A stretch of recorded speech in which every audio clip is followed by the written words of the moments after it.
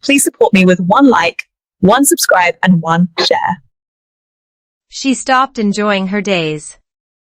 Have you ever looked around your own house and suddenly felt like you were only visiting your own life? That sounds dramatic, right? Like something a tired woman whispers while holding cold coffee at 6:12 in the morning before packing school lunches and pretending she is completely fine. But that was exactly me. And maybe, if you are listening carefully to this slow English story tonight, part of that feeling belongs to you too. Because sometimes life in America becomes strangely loud and strangely empty at the same time. The dishwasher is running. The TV is talking. Your phone keeps glowing like it has an emergency every 4 minutes.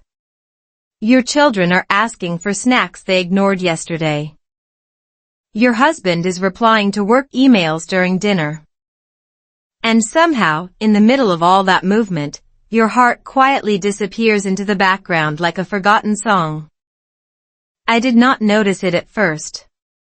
That is the dangerous part. Nobody wakes up and says, "Today I will slowly stop enjoying my life." It happens the same way dust gathers on a bookshelf. Tiny layer after tiny layer until one day you touch it and realize how long it has been there. My mornings looked successful from the outside. I lived in a clean suburban neighborhood in the United States where every lawn looked aggressively healthy. Like the grass itself had a personal trainer. I had a husband who worked hard, 2 children who laughed loudly, and a kitchen full of healthy food I forgot to eat because I was always reheating coffee.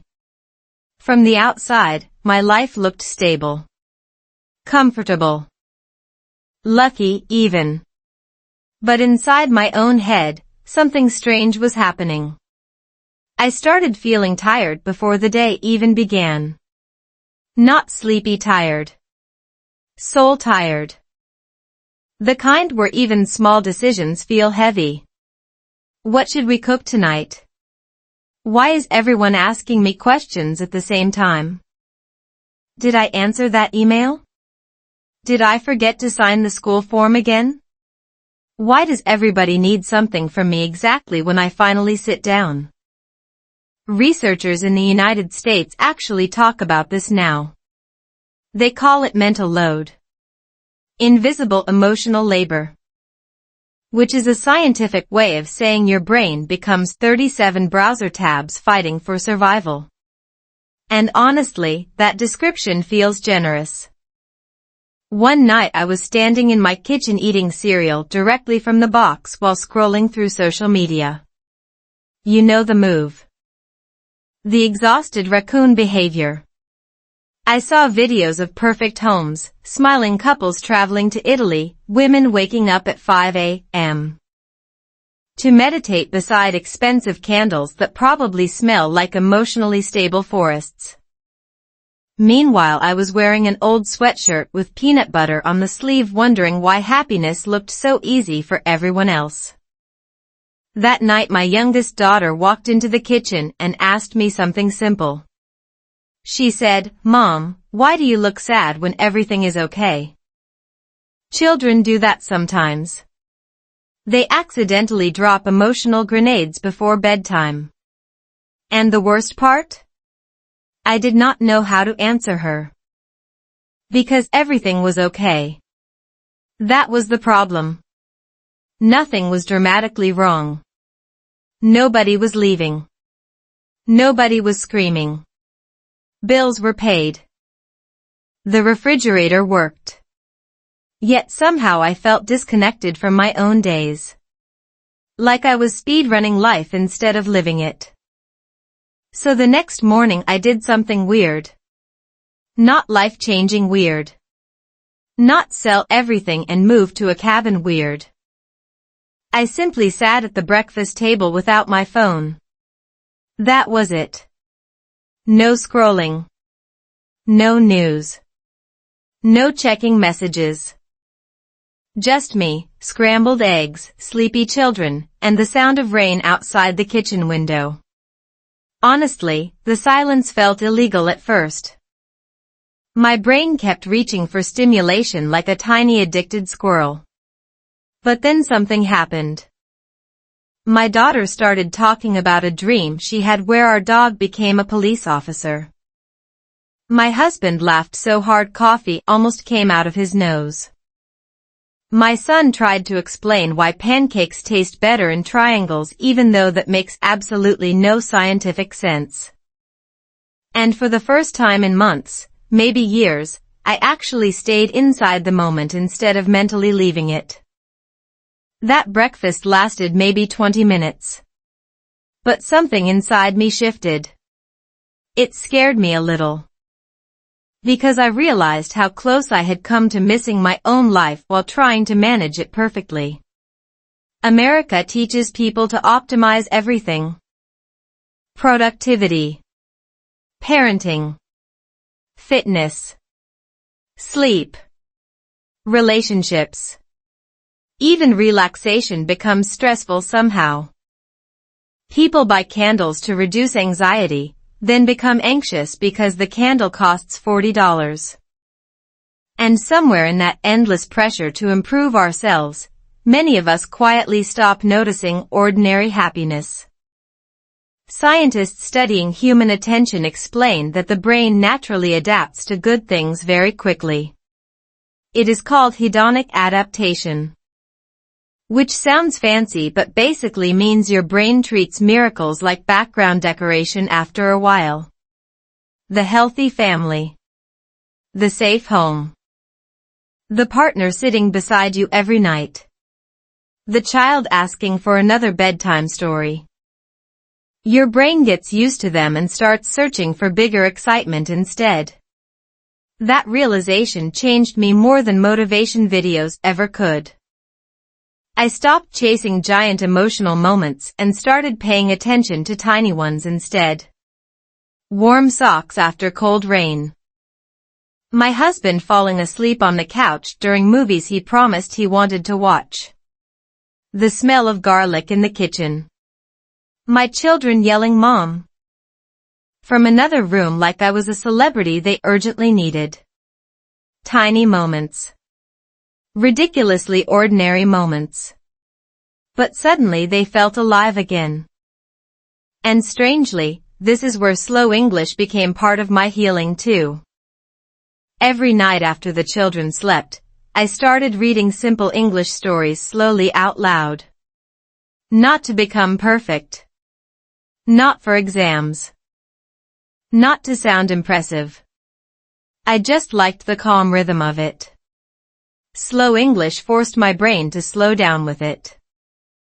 Each sentence became something to breathe through instead of rush past. Today was a simple day. We ate dinner together. The rain sounded soft outside. Small sentences. Gentle words. But those little moments of slow reading felt more peaceful than hours of scrolling online. Maybe because human brains were never designed to absorb 5,000 opinions before lunch. Maybe because happiness is quieter than modern life allows. Or maybe because simple days were never the problem. Maybe we just stopped noticing them. And that is the strange thing I want you to think about tonight while listening to this story. What if the life you are searching for has already been sitting quietly beside you during breakfast? What if joy does not arrive dramatically? What if it whispers? And what if the people who look happiest are not the people living exciting lives, but the people who finally learned how to see the ordinary ones clearly? Breakfast without phones. There is something almost suspicious about a quiet breakfast table in America. Especially inside a busy family home where mornings usually feel like a survival game designed by exhausted coffee addicts. Somebody cannot find their shoes. Somebody else suddenly remembers a school project due in 15 minutes. The dog is emotionally committed to barking at invisible enemies outside the window. And somehow, despite living in the age of technology, every parent still spends half the morning yelling, "Where is your backpack?" Like it disappeared into another dimension overnight. That used to be our normal. Fast voices. Fast walking. Fast eating. Fast everything. Our mornings were so rushed that even the toaster looked stressed. But after that strange peaceful breakfast I told you about before, something inside me became curious. Not dramatically inspired. Just curious enough to wonder whether our family had quietly forgotten how to be together without distraction. So a few days later, I tried an experiment that honestly sounded ridiculous at first. I placed a small basket in the middle of the breakfast table and told everyone to put their phones inside during breakfast. No screens. No scrolling. No checking work emails. No videos. Just 20 minutes together before the day started pulling us apart again. My husband stared at the basket like I had introduced a new government policy. My teenage daughter looked personally betrayed. My youngest son asked if this counted as an emergency situation. Which, honestly, says a lot about modern life right there. People panic faster when separated from Wi-Fi than when separated from vegetables. The first breakfast felt awkward. Painfully awkward. You could practically hear our brains twitching from notification withdrawal. My husband reached for his pocket 3 different times without realizing it. My daughter kept looking around the room like she had been placed inside a historical documentary called Ancient Humans Before TikTok. Even I felt uncomfortable. That was the weird part. I thought silence would feel peaceful.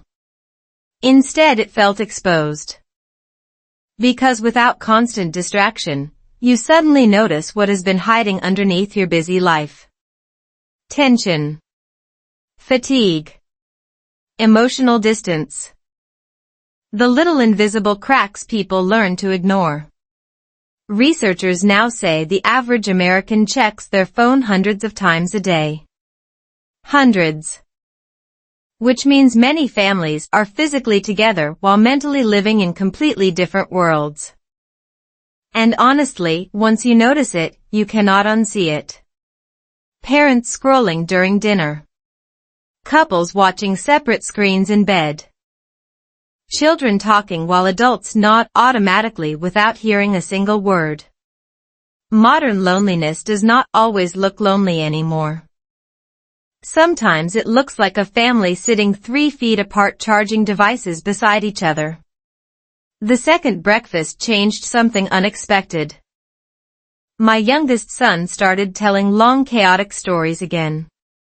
You know the kind children tell where every detail somehow matters deeply. A squirrel near school. A weird cloud shape. A friend who traded crackers for cookies like some tiny Wall Street businessman. Normally I would half listen while checking messages. But this time I actually looked at his face while he talked. And suddenly I noticed something painful. He had gotten older while I was distracted. Not dramatically older. Just enough to make me realize time had been moving quietly while I was busy managing schedules and answering notifications nobody even remembers now. Then my husband started talking more too. Real talking. Not logistical conversations like who is picking up the kids. Or did you pay the electric bill, but actual thoughts. He admitted work had been exhausting lately. He said he sometimes felt guilty for being mentally absent even when sitting at home. And that surprised me because I thought I was the only one secretly drowning under normal life. That is the dangerous thing about adulthood. Everybody walks around looking functional while internally buffering like bad internet. A few mornings later something happened that honestly stayed in my mind for weeks.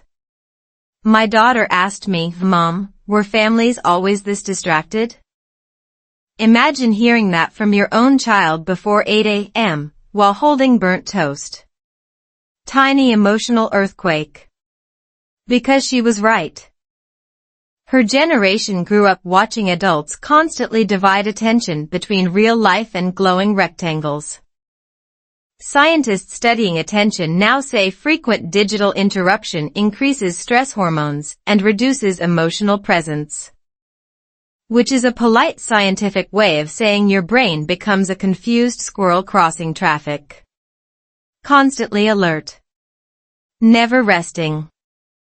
And maybe that explains why so many people feel emotionally tired even after doing nothing. Because mentally, they never stop moving.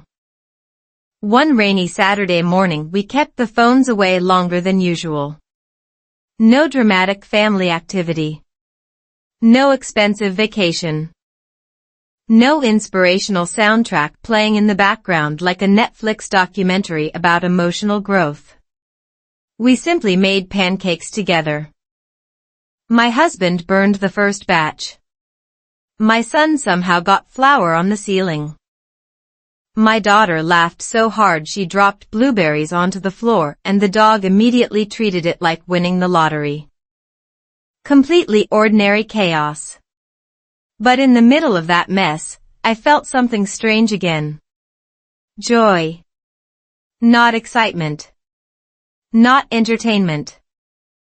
Just warm, steady happiness.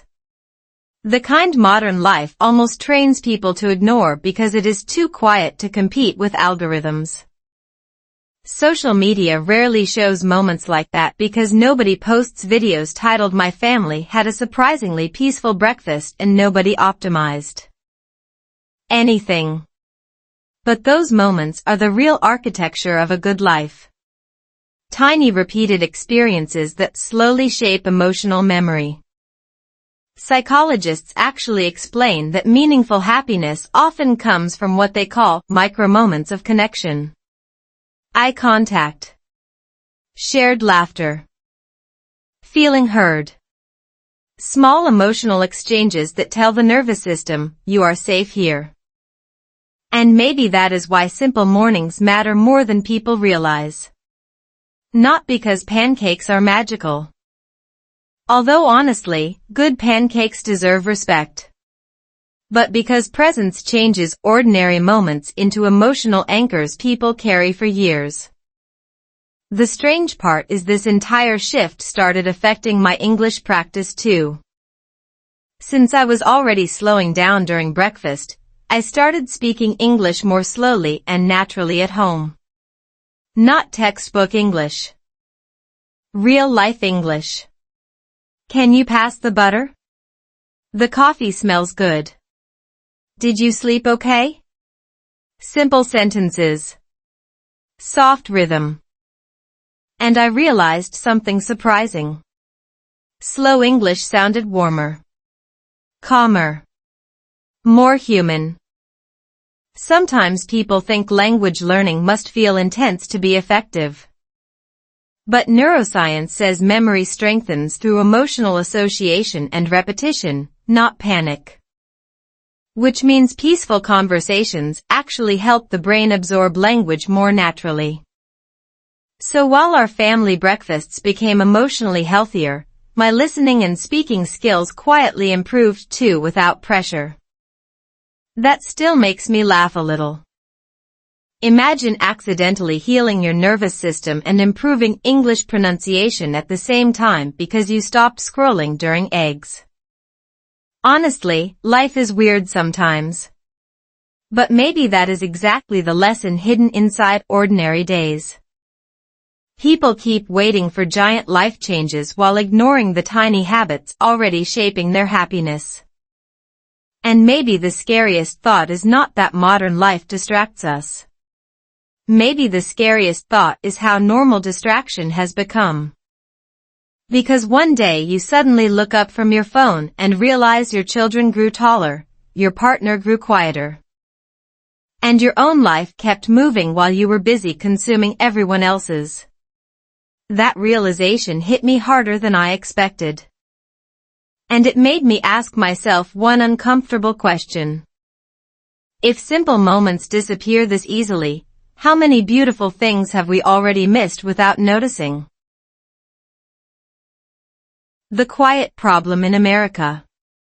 Nobody warns you that one of the loneliest sounds in modern America is the sound of a garage door opening at 6:43 p.m. Because that sound often means another exhausted adult is finally arriving home with just enough energy left to microwave dinner and stare blankly at a screen before sleeping badly and repeating the entire process tomorrow. It is strange because from the outside, suburban American life often looks peaceful. Clean streets, big grocery stores, family SUVs lined neatly beside houses with decorative plants. Nobody has emotional energy to water properly anymore. Everything appears organized, comfortable, successful. But sometimes when you live inside that rhythm long enough, you start noticing a quieter reality underneath it. People are tired in a way coffee cannot fix. Couples talk mostly about schedules.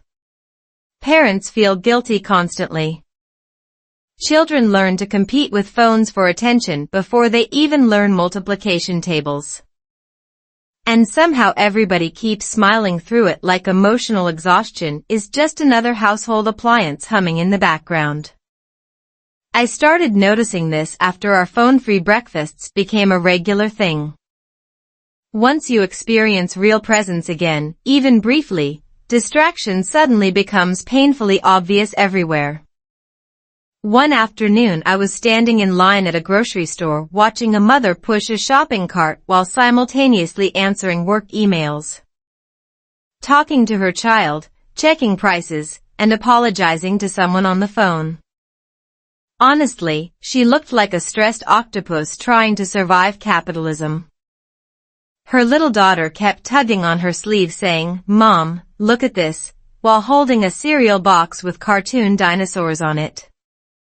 But the mother barely looked up. Not because she was cruel. She looked exhausted. Deeply exhausted. The kind of exhaustion many women carry silently because modern culture teaches them to function through emotional overload instead of questioning it.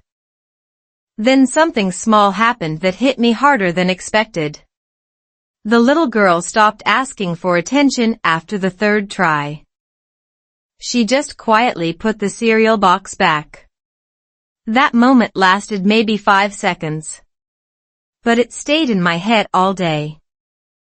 Because children eventually stop asking for connection when they believe nobody is fully listening. And honestly, adults do too. That is the quiet problem nobody talks about enough. People assume loneliness means physically being alone. But modern loneliness often happens while surrounded by family, coworkers, neighbors, notifications, and noise. Researchers in the United States now say loneliness and chronic stress are rising even among married adults. Think about how strange that is. Humans are more connected digitally than at any point in history, yet emotionally many people feel unseen. It reminds me of airports sometimes. Thousands of people moving together while mentally living inside separate, invisible bubbles. One evening my husband came home later than usual from work. He looked tired in that specific adult way where your body is technically sitting upright but your soul already changed into pajamas 2 hours ago. He dropped his keys on the kitchen counter and sighed so deeply our dog looked concerned. I asked him how his day was, and without thinking he said, "Fine. Just fine." The most emotionally suspicious word in the English language. Scientists could probably study fine for decades and still not discover what it truly means. But later that night, after the kids were asleep, he admitted something quietly while washing dishes beside me. He said he sometimes drove home from work sitting in complete silence because he could not handle one more voice asking something from him. That sentence broke my heart a little because I understood exactly what he meant. Not anger. Not resentment. Just emotional saturation. Like his nervous system had too many tabs open and no idea how to close them anymore.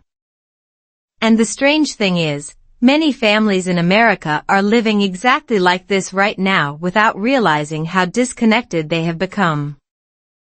Busy schedules slowly replace meaningful conversation. Entertainment replaces presence. Efficiency replaces intimacy. People optimize life until life no longer feels alive.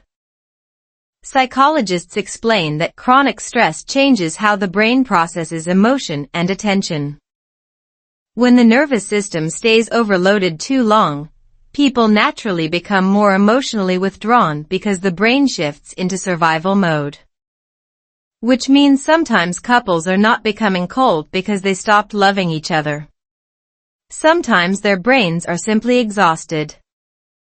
That realization changed how I viewed my own marriage. Instead of asking, why are we less connected? I started asking, how tired have we both become without admitting it? And honestly, that question opened a door we had ignored for years. One Friday night, we decided to sit outside after dinner instead of watching television. Nothing dramatic happened. No life-changing speech. No cinematic sunset where everybody suddenly understands the meaning of existence while inspirational music swells in the background. It was just us sitting on old patio chairs listening to distant traffic and neighborhood sprinklers clicking on. But after about 20 minutes something unexpected happened. We started talking like people who actually remembered each other again. Stories. Random memories. Small fears. My husband admitted he sometimes worried he was missing our children growing up because work consumed so much mental space. I admitted I often felt guilty for being emotionally distracted even while physically present at home. And then he laughed and said, it feels like we spend half our lives reacting to notifications. Honestly? He was not wrong. The average American attention span now gets interrupted constantly by digital stimulation. Every alert pulls the brain into a tiny stress response. Notification. Response. Scroll. Repeat. Over time people stop experiencing uninterrupted emotional presence almost entirely. Which may explain why calm moments now feel uncomfortable for so many adults. Silence used to feel peaceful. Now silence makes people reach for phones within 11 seconds like emotional support rectangles. That realization became even clearer during conversations with other women around me. One friend admitted she secretly sits in her parked car for 10 extra minutes before entering her house because it is the only quiet moment she gets. All day. Another joked that Target feels like a mental health retreat because she can walk alone without somebody touching her for 20 minutes. Everybody laughed when she said it. But the laughter sounded tired.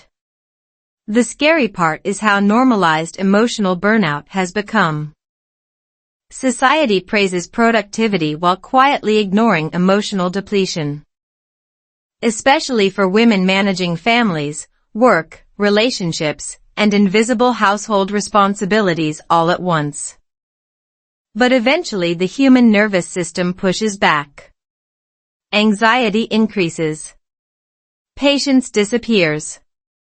Joy becomes harder to notice.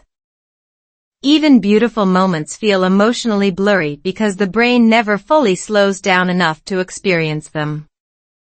That is why our slow breakfasts mattered more than I realized at first. They were not really about phones. They were about reclaiming attention before life consumed it completely. And strangely, slow English practice became connected to this healing too. Every night I continued reading simple English stories aloud in a calm voice. Sometimes my husband listened while pretending not to. Sometimes my daughter corrected my pronunciation dramatically like a tiny British professor trapped inside an American teenager. But those quiet moments started creating a different emotional atmosphere inside our home. Slower speech. Slower evenings. More listening. Less rushing. Neuroscientists say the brain mirrors emotional rhythm through tone and pacing. Which means calm speech can actually help regulate stress responses in both children and adults. In other words, maybe healing does not always begin with huge decisions. Maybe it begins with changing the emotional speed of ordinary moments. And maybe that is the uncomfortable truth hidden underneath modern American life. People are not only hungry for success anymore. They are starving for presence. Starving for eye contact. For slow conversations. For simple evenings that do not require performance or perfection. Because deep down, many people are quietly wondering the same thing I once wondered while staring at my own distracted family across the dinner table. When did life become something we manage instead of something we actually feel? Tiny English, real connection. One of the strangest lies adults believe is that every meaningful conversation must sound intelligent to matter. Maybe you have felt this before. You rehearse sentences in your head before speaking. You overthink tiny mistakes. You worry about pronunciation, grammar, vocabulary, or sounding awkward. Meanwhile, your actual emotions are standing quietly in the corner like, hello? Are we ever going to participate here? That was me for a long time with English. I thought speaking well meant sounding polished. Smooth. Impressive. Like the confident women in podcasts who somehow order coffee with emotional stability and perfect pronunciation at the same time. But real life does not work like that. Especially inside a family. Especially during tired evenings when nobody has enough energy left for perfection. The funny thing is, my English started improving the moment I stopped trying to sound perfect and started trying to sound real instead. And honestly, that realization changed more than my language skills. It changed the emotional atmosphere inside my home too. The shift began accidentally one rainy Tuesday evening while I was folding laundry with my daughter sitting nearby doing homework. Completely glamorous American family moment, obviously. Nothing says emotional transformation like unmatched socks and math worksheets. She looked frustrated about something and suddenly asked me in English, Mom, do you ever feel tired for no reason? That question surprised me because it sounded older than her age somehow. And instead of giving a perfect answer, I simply said slowly, yes. Sometimes I feel tired in my heart. That was it. Tiny sentence. Simple grammar. No complicated vocabulary. But the moment felt strangely powerful because it was honest. My daughter looked at me quietly for a second and said, me too. Then we started talking. Really talking. Not as parent and child performing daily routines, but as two humans sharing emotions honestly in simple language. And afterward I realized something important. Emotional connection does not require advanced English. It requires presence.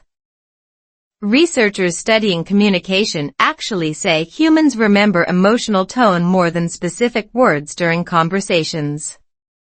Which means people often forget exact sentences but remember how someone made them feel. Honestly, that explains a lot about modern communication. Entire arguments begin because two exhausted adults are emotionally translating each other like broken Google Translate systems running on caffeine. And stress. After that night, I started speaking English differently at home.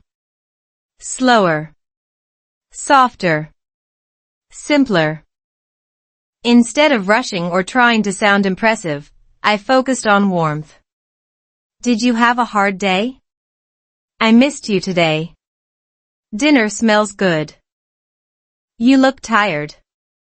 Tiny everyday sentences. But something strange happened. The simpler my English became, the closer my family felt emotionally. It turns out people relax when conversations stop feeling like performances. And maybe adults desperately need more spaces where they can exist imperfectly without feeling evaluated every 5 seconds. One evening my husband came home stressed from work again. You could see it immediately in the way he dropped his bag near the door like gravity personally offended him.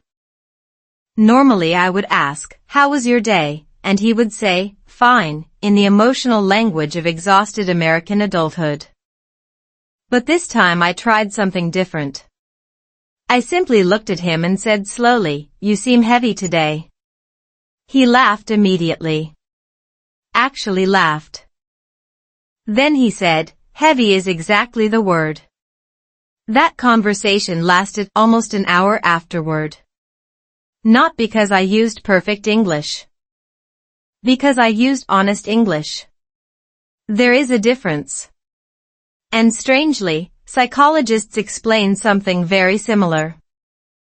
Studies show emotional openness increases when communication feels safe and non-judgmental. Complex language sometimes creates emotional distance because people focus on sounding correct instead of expressing truth. Which honestly explains why some of the deepest conversations happen at midnight between tired people eating snacks in sweatpants. Human beings connect through vulnerability more than vocabulary. That realization completely changed my relationship with language learning. Before, English felt like a test I was always trying to pass. But slowly it became something softer.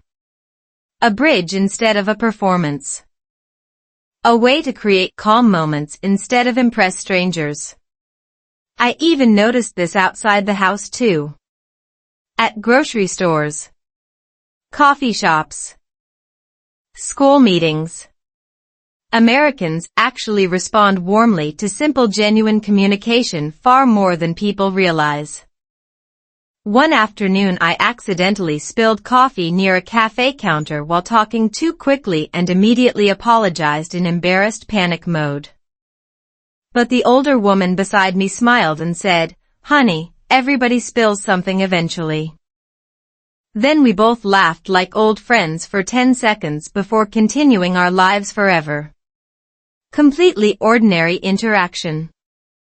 Yet somehow it stayed in my memory because kindness feels unusually powerful in rushed environments.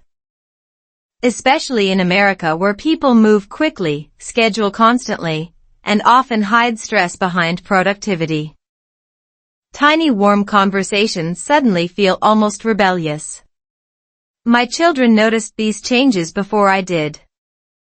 My youngest son started talking more during dinner because nobody corrected him constantly anymore.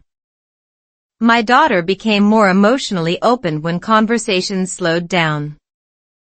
Even my husband began sitting longer at the table after meals instead of immediately disappearing into screens or work emails. And honestly, the weirdest part is how calm the house started feeling. Not perfect. Definitely not perfect. Somebody still forgot homework. The dog still acted emotionally unstable every time squirrels existed outside.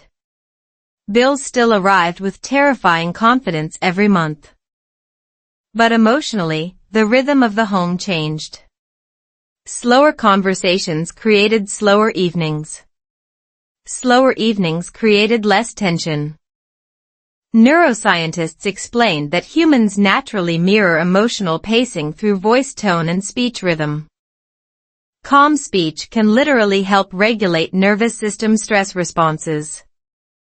Which means maybe one reason modern households feel tense is because everybody talks like they are being chased by invisible deadlines all day long.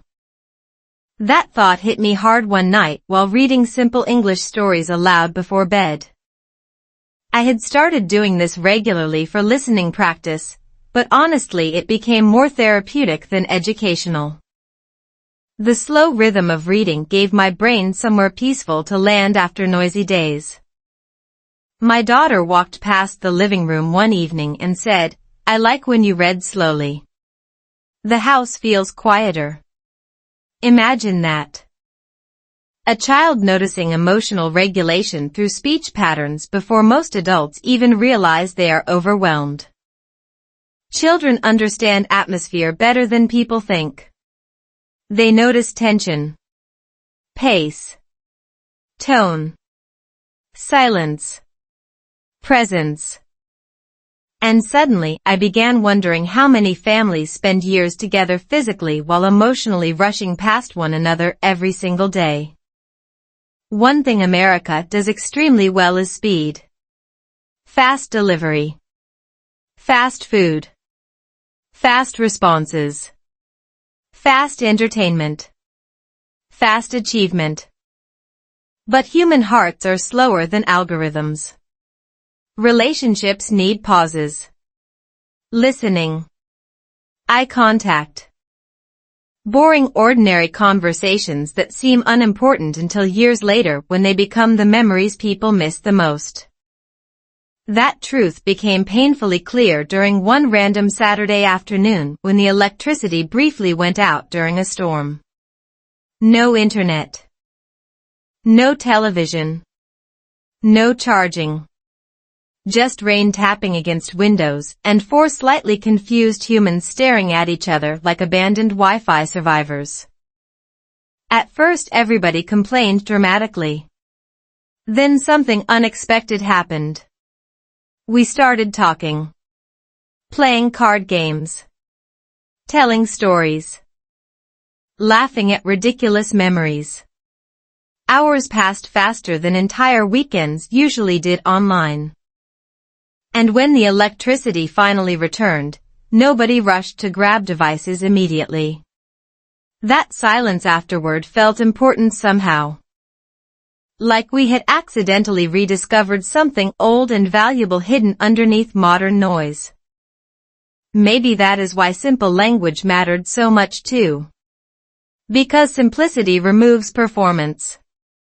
It leaves room for presence. And honestly, maybe people are more emotionally hungry than intellectually hungry right now. Maybe many adults secretly crave conversations where nobody is trying to impress anyone. Just real voices. Real pauses. Real feelings spoken imperfectly but honestly. Because at the end of the day, families do not remember flawless grammar. They remember warmth. They remember laughter in kitchens. Slow bedtime conversations. The sound of someone saying, "I'm here," in whatever language love happens to speak that day.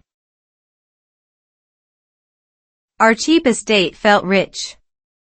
You know something strange about adulthood in America?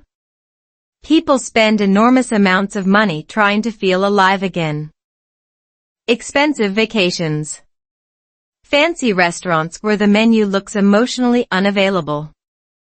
Luxury self-care products with names like Midnight Lavender Renewal Experience.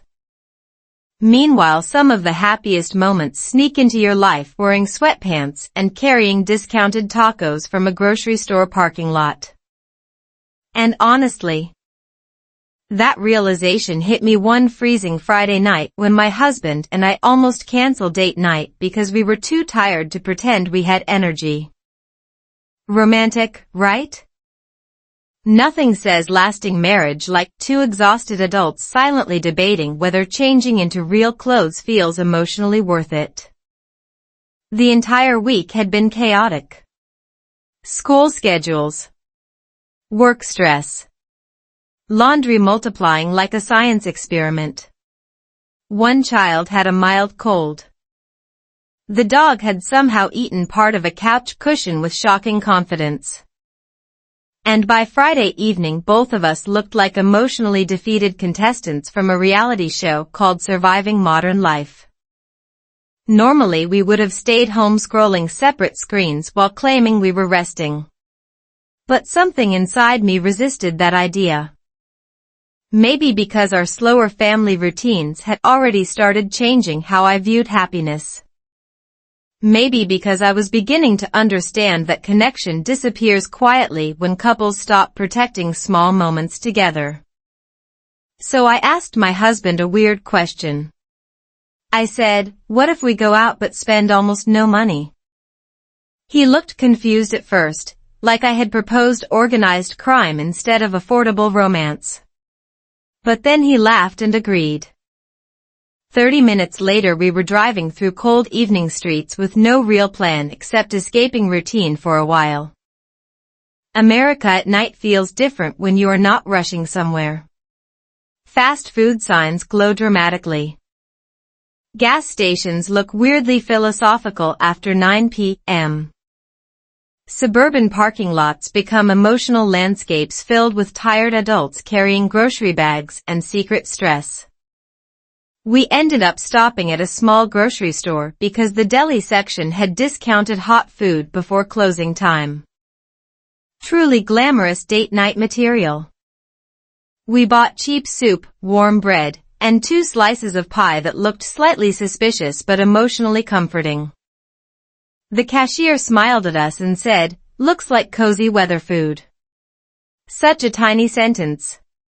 But warmth from strangers matters more than people realize. Especially in busy places where most conversations sound transactional and rushed. Then instead of going home, we drove to a quiet park near the edge of town and sat inside the car eating soup with plastic spoons while cold rain tapped softly against the windows. And this is the part that still surprises me. That night felt more romantic than expensive dinners we barely remembered afterward. Not because the food was incredible. Honestly, the pie tasted emotionally confused. But because for the first time in months, maybe longer, we were fully present with each other again. No children interrupting. No screens glowing. No pressure to perform happiness for social media. Just 2 tired people sitting in a parked car sharing soup and silence comfortably. Researchers studying long-term relationships actually say emotional intimacy often grows through what they call shared ordinary experiences. Not dramatic events. Not giant romantic gestures. Small repeated moments of attention and emotional safety. Which honestly explains why some couples survive enormous hardship while others slowly disconnect inside perfectly comfortable lives. During that rainy car dinner, my husband suddenly said something unexpected. He admitted he sometimes missed who we used to be before life became so efficient all the time. That sentence stayed with me because I knew exactly what he meant. Adult relationships slowly become logistical operations if nobody protects emotional space intentionally. Conversations turn into calendar management. Romance becomes another task people are too tired to schedule. And somewhere between bills, parenting, work, and exhaustion, couples accidentally stop noticing each other as human beings instead of responsibilities. The strange thing is, many people in America experience this quietly while believing something is personally wrong with them.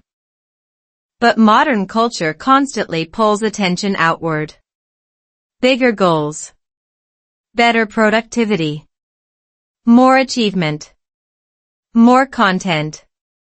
More stimulation. Meanwhile, simple human connection requires slowness, repetition, and presence. 3 things modern life treats like outdated software. After finishing our soup, we decided to walk through the park despite freezing temperatures. Terrible decision physically excellent decision emotionally. The rain had mostly stopped, leaving everything shiny under streetlights. Wet benches. Empty pathways. Trees moving gently in cold wind. At one point my husband reached for my hand automatically while we walked, and something about that tiny moment almost made me emotional. Not because holding hands is extraordinary. Because I realized how long it had been since either of us slowed down enough to notice small affection happening naturally. Scientists explain physical touch releases oxytocin, lowering stress and strengthening emotional bonding. Which means your nervous system literally calms down when you feel emotionally connected to someone safe.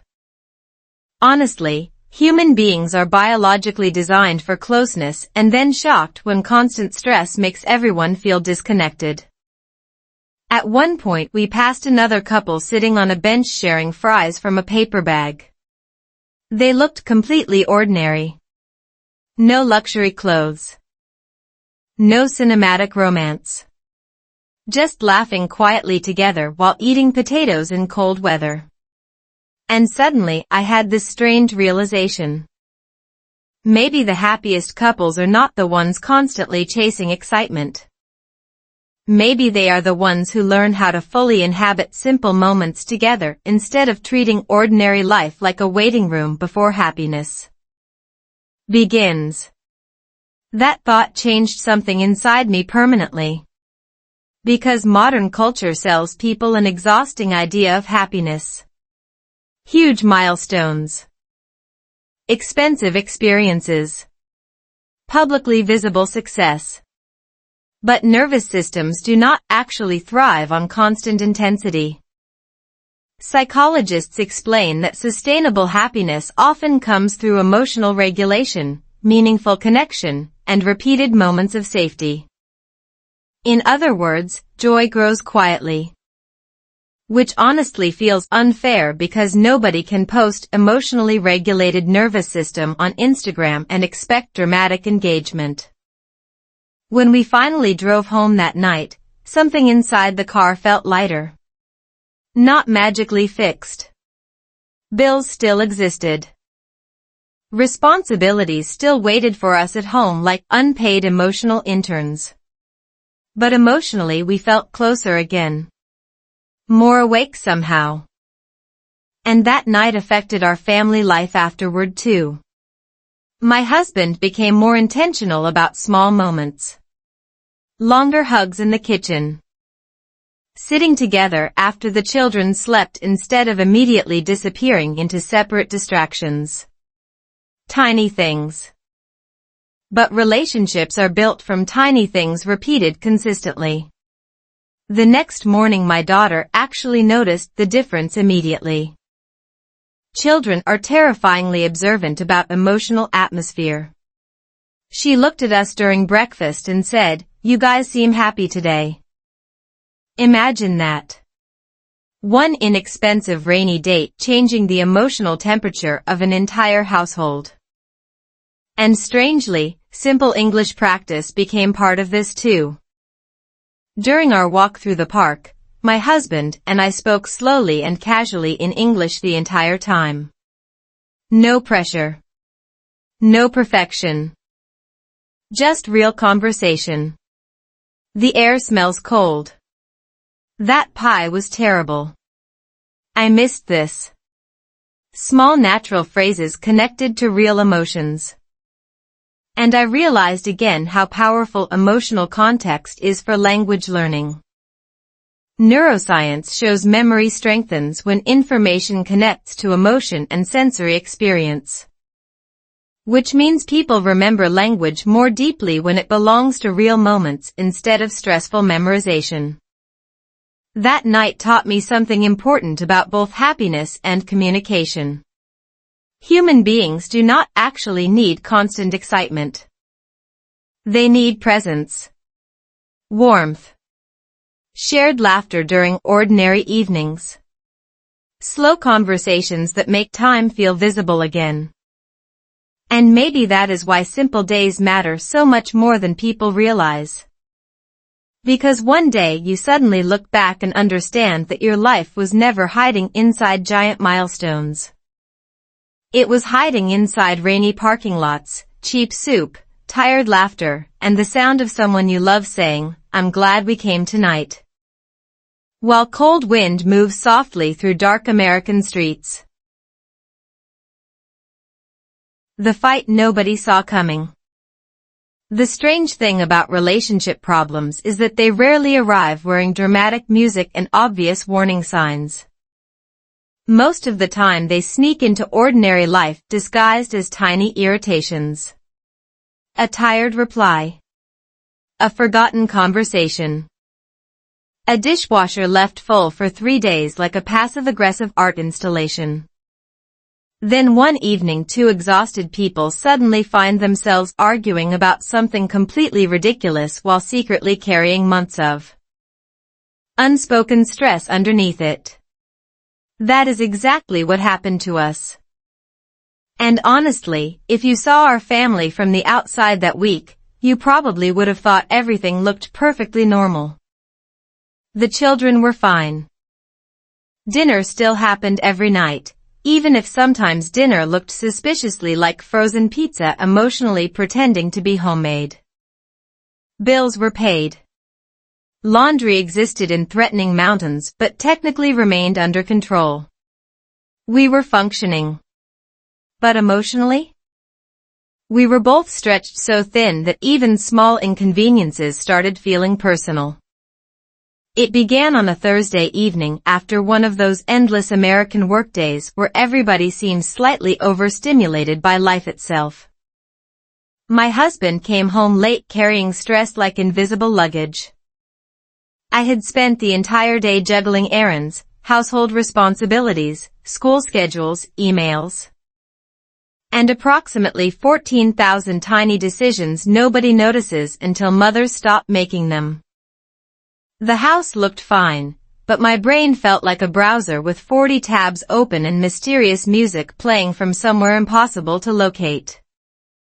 Then something unbelievably small triggered everything. He forgot to pick up milk on the way home. That was it. Milk. Tiny harmless dairy product. But the moment I opened the refrigerator and realized it was missing, something inside me snapped with shocking emotional intensity. Suddenly I was not angry about milk anymore. I was angry about exhaustion. About feeling invisible. About carrying mental lists constantly while pretending everything was manageable. And before I even realized what was happening, I heard myself saying, "I feel like I have to remember everything for this family." Silence. Heavy silence. The kind that immediately changes the emotional temperature of a room. My husband looked hurt instantly and replied, "You think I'm not trying?" That sentence landed hard because I knew he was trying. He worked hard. He loved us deeply. But that was exactly the problem. We were both trying so hard to survive modern life that neither of us noticed how emotionally disconnected we had quietly become again. Researchers studying relationships actually explain that most couples do not break from one giant conflict. They slowly erode through accumulated emotional disconnection and chronic stress. Which honestly makes sense because exhausted nervous systems stop communicating clearly. People stop hearing vulnerability underneath words and only hear criticism instead. Suddenly we were arguing in circles about things that were not really the issue. Groceries. Schedules. Time. Responsibilities. But underneath all of it was one painful question both of us secretly carried. Do you still see how hard I'm trying? That is the heartbreaking part about many marriages. Two good people slowly becoming emotional opponents while actually needing comfort from each other the entire time. The argument lasted longer than I want to admit. Voices became sharper.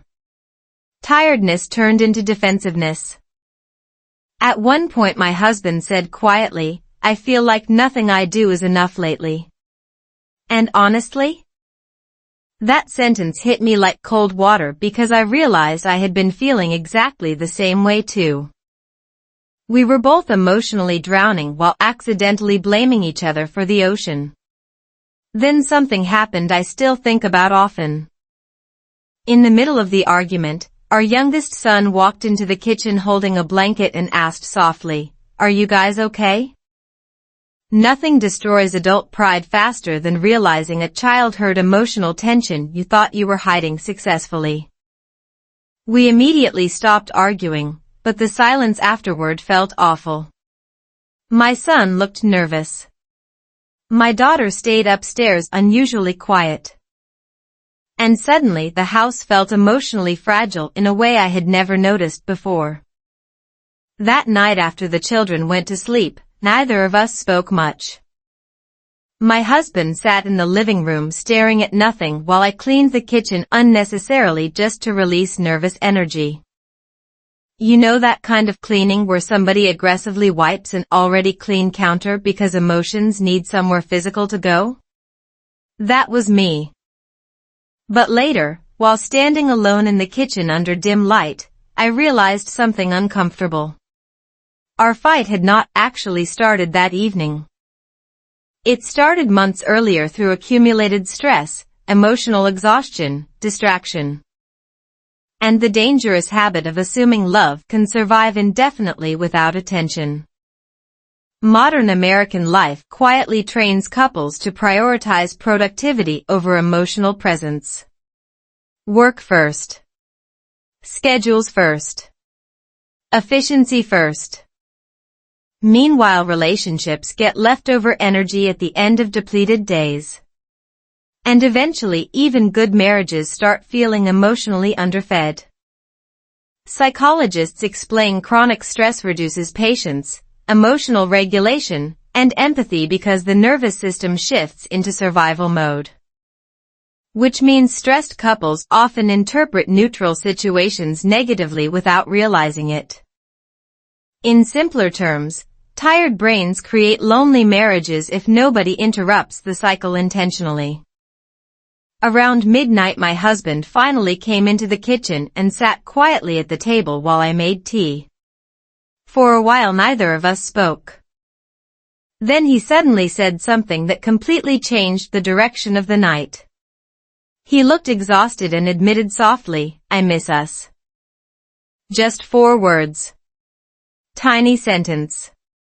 But somehow those words carried more honesty than our entire argument earlier. And immediately I felt tears rising because underneath all the frustration, I missed us too. The calmer version of us. The connected version. The version that laughed more and rushed less. So instead of continuing the argument, we started talking slowly. Really talking. Not performing strength. Not defending ourselves. Just speaking honestly in simple English the way we had begun practicing during quieter moments lately. I feel overwhelmed. I feel unappreciated sometimes. I know you're tired too. Small sentences. Gentle pacing. But the emotional difference was enormous. Researchers say slower communication lowers defensive responses because calm pacing gives the brain time to process emotion more safely. Which honestly explains why rushed conversations often become disasters.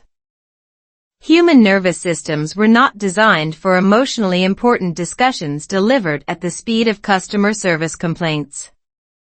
That night we talked for almost 2 hours.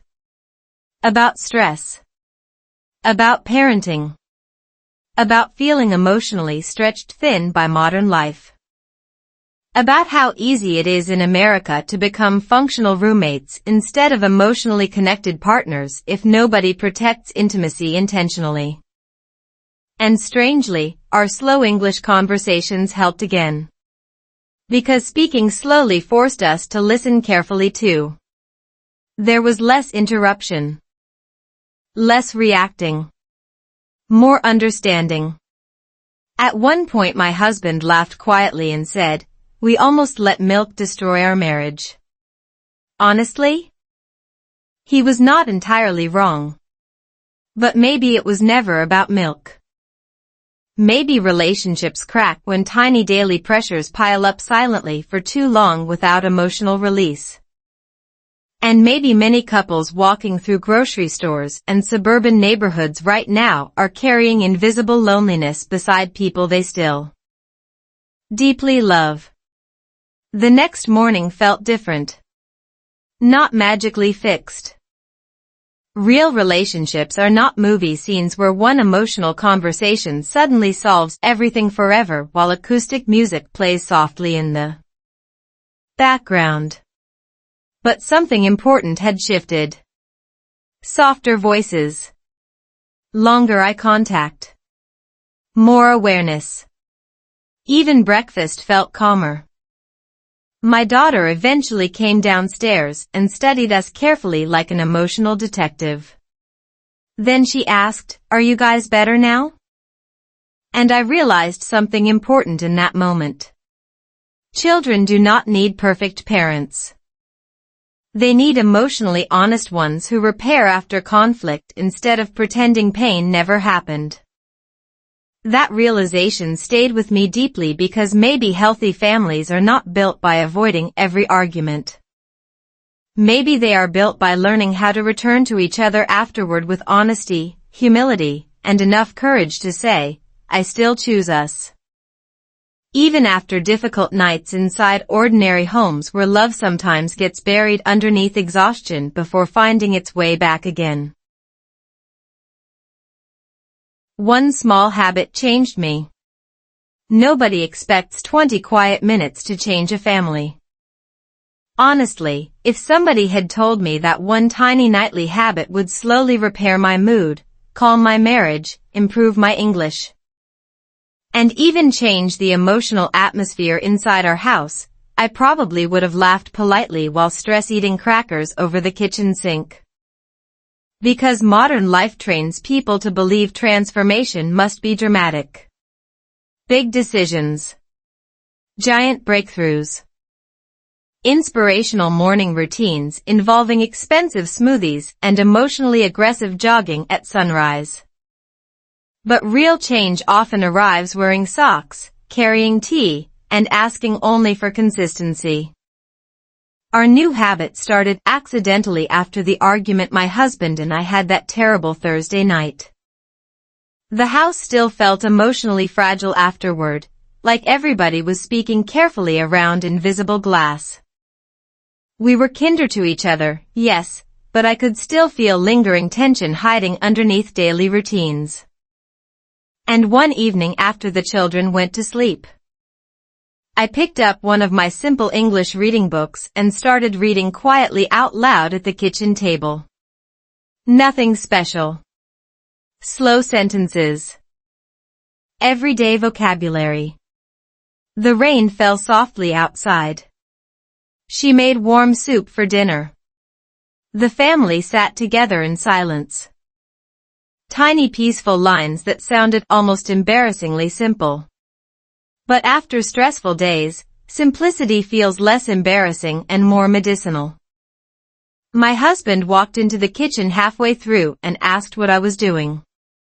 I jokingly replied, trying not to lose my mind. He laughed and sat down beside me. Then something unexpected happened. Instead of returning to work emails or scrolling phones, we stayed there together listening to slow English sentences for almost 20 minutes. No pressure. No deep emotional conversation. Just calm words moving gently through a quiet kitchen at night. And honestly, that tiny moment changed everything more than I realized at the time. The next night we did it again. Not intentionally at first. It just felt peaceful. Like emotionally stepping out of the noisy speed of modern American life for a little while. Some nights I read simple stories aloud. Other nights we asked each other easy questions in slow English. What made you smile today? What felt hard today? What are you worried about lately? Small questions. Small answers. But something important was happening underneath them. We were creating emotional space again. Researchers studying nervous system regulation explain that predictable calming rituals help reduce chronic stress because the brain begins associating certain routines with emotional safety. In other words, the human mind relaxes when it knows peace is coming regularly. And maybe that explains why our nightly 20 minutes started affecting the entire household so quickly.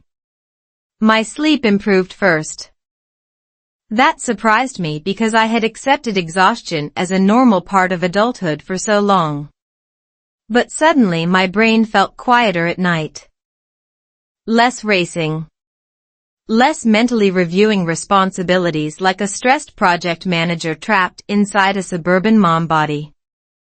Scientists now know chronic stress overstimulates the nervous system and disrupts emotional processing. Constant digital input makes it even worse because the brain never fully rests. But slow reading and calm conversation activate parasympathetic nervous system responses associated with relaxation and emotional regulation. Basically, your brain stops acting like a raccoon trapped inside a dumpster fire. One evening my daughter wandered downstairs while we were doing our little nighttime reading routine. She sat beside us silently for a while listening to the story. Then she asked if she could read too. And that moment almost made me emotional because teenagers do not casually join family activities unless something genuinely feels safe and comforting. Soon our quiet evenings became a strange little family ritual. Some nights everybody participated. Other nights it was just me alone with tea and slow English reading while rain tapped softly against American suburban windows like a soundtrack designed by exhausted adults. But regardless of who joined, the emotional energy inside the house slowly changed. Less rushing. Less snapping at each other. More pauses. More listening. More laughter over tiny things. Even our dog seemed calmer, though honestly he might have just been emotionally invested in snack opportunities. The really surprising part came a few weeks later during an ordinary grocery store trip. I realized I felt lighter walking through crowded aisles. Not happier in a dramatic movie-ending way. Just calmer. More present. Like my nervous system was no longer constantly bracing for invisible emergencies. That realization shocked me because I had forgotten what emotional calm actually felt like. Modern American culture normalizes chronic stress so deeply that many adults mistake anxiety for personality. People proudly describe themselves as always busy like exhaustion is a competitive sport. Meanwhile their nervous systems quietly wave tiny white surrender flags nobody notices. One afternoon I met a friend for coffee and she immediately asked, "You seem different lately. What changed?" I almost laughed because the answer sounded ridiculous even to me. We started reading slow English stories at night. Imagine telling someone your emotional healing began through bedtime-level vocabulary and kitchen table conversations. But honestly, maybe simplicity works precisely because modern life is so overstimulating. The brain does not always need more intensity. Sometimes it desperately needs less. Psychologists explain repetitive calming routines help restore emotional stability because predictable low-stress experiences signal safety to the nervous system. That safety then improves emotional communication, attention, patience, and even memory retention. Which might explain why my English listening skills quietly improved too. Without pressure or panic, words started feeling natural instead of mentally exhausting. Emotional calm creates better learning conditions than stress ever could. That realization changed how I viewed language completely. English stopped feeling like performance and started feeling like companionship. Gentle phrases connected to real life. The tea smells good tonight. I'm glad today is over. The house feels peaceful. Tiny sentences carrying real emotion. And because the conversations felt emotionally safe, I remembered them more deeply too. Neuroscience actually supports this. Emotional relevance strengthens memory pathways. In simpler words, the brain remembers what the heart experiences honestly. One rainy Sunday evening something happened that made me realize how much our family had changed. The power went out briefly during dinner, and instead of everybody panicking about dead Wi-Fi like suburban survival victims, we lit candles and kept talking. My son started telling ridiculous ghost stories. My husband made terrible flashlight jokes with full dad energy commitment. My daughter laughed so hard milk came out of her nose, which honestly should probably become illegal after age 12. But while watching them laugh around candlelight, I suddenly realized the house felt alive again. Not perfect. Real families are never perfect. Somebody still forgot homework regularly. Laundry still reproduced mysteriously overnight. We still got stressed sometimes. But emotionally, we had found each other again in ordinary moments. And maybe that is the part nobody talks about enough. Healing rarely looks dramatic while it is happening. Most of the time it looks boring from the outside. Quiet evenings. Repeated conversations. Slow routines nobody would post online because they seem too ordinary to impress strangers. But ordinary moments repeated consistently shape emotional lives more powerfully than occasional excitement ever could. That truth hit me deeply one night while finishing a simple English sentence aloud. Joy grows slowly in peaceful places. Such a small sentence. Yet suddenly it felt true in a way I could physically feel inside my chest. Because for years I thought happiness would arrive through bigger achievements, better routines, more productivity, more control. But maybe happiness was never hiding inside intensity at all.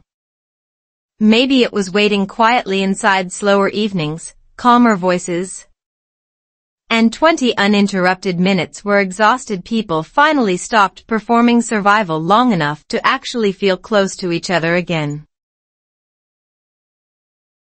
Why simple days feel hard. Here is something nobody explains properly about happiness in modern America. Human beings are strangely talented at ignoring the very things keeping them emotionally alive. A warm meal. A safe home. Someone waiting for you at the end of the day. Your child laughing in another room while you pretend to be annoyed but secretly love the noise.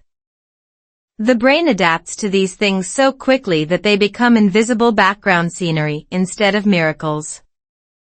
Meanwhile, one tiny inconvenience can suddenly feel like the universe personally declared war on your emotional stability.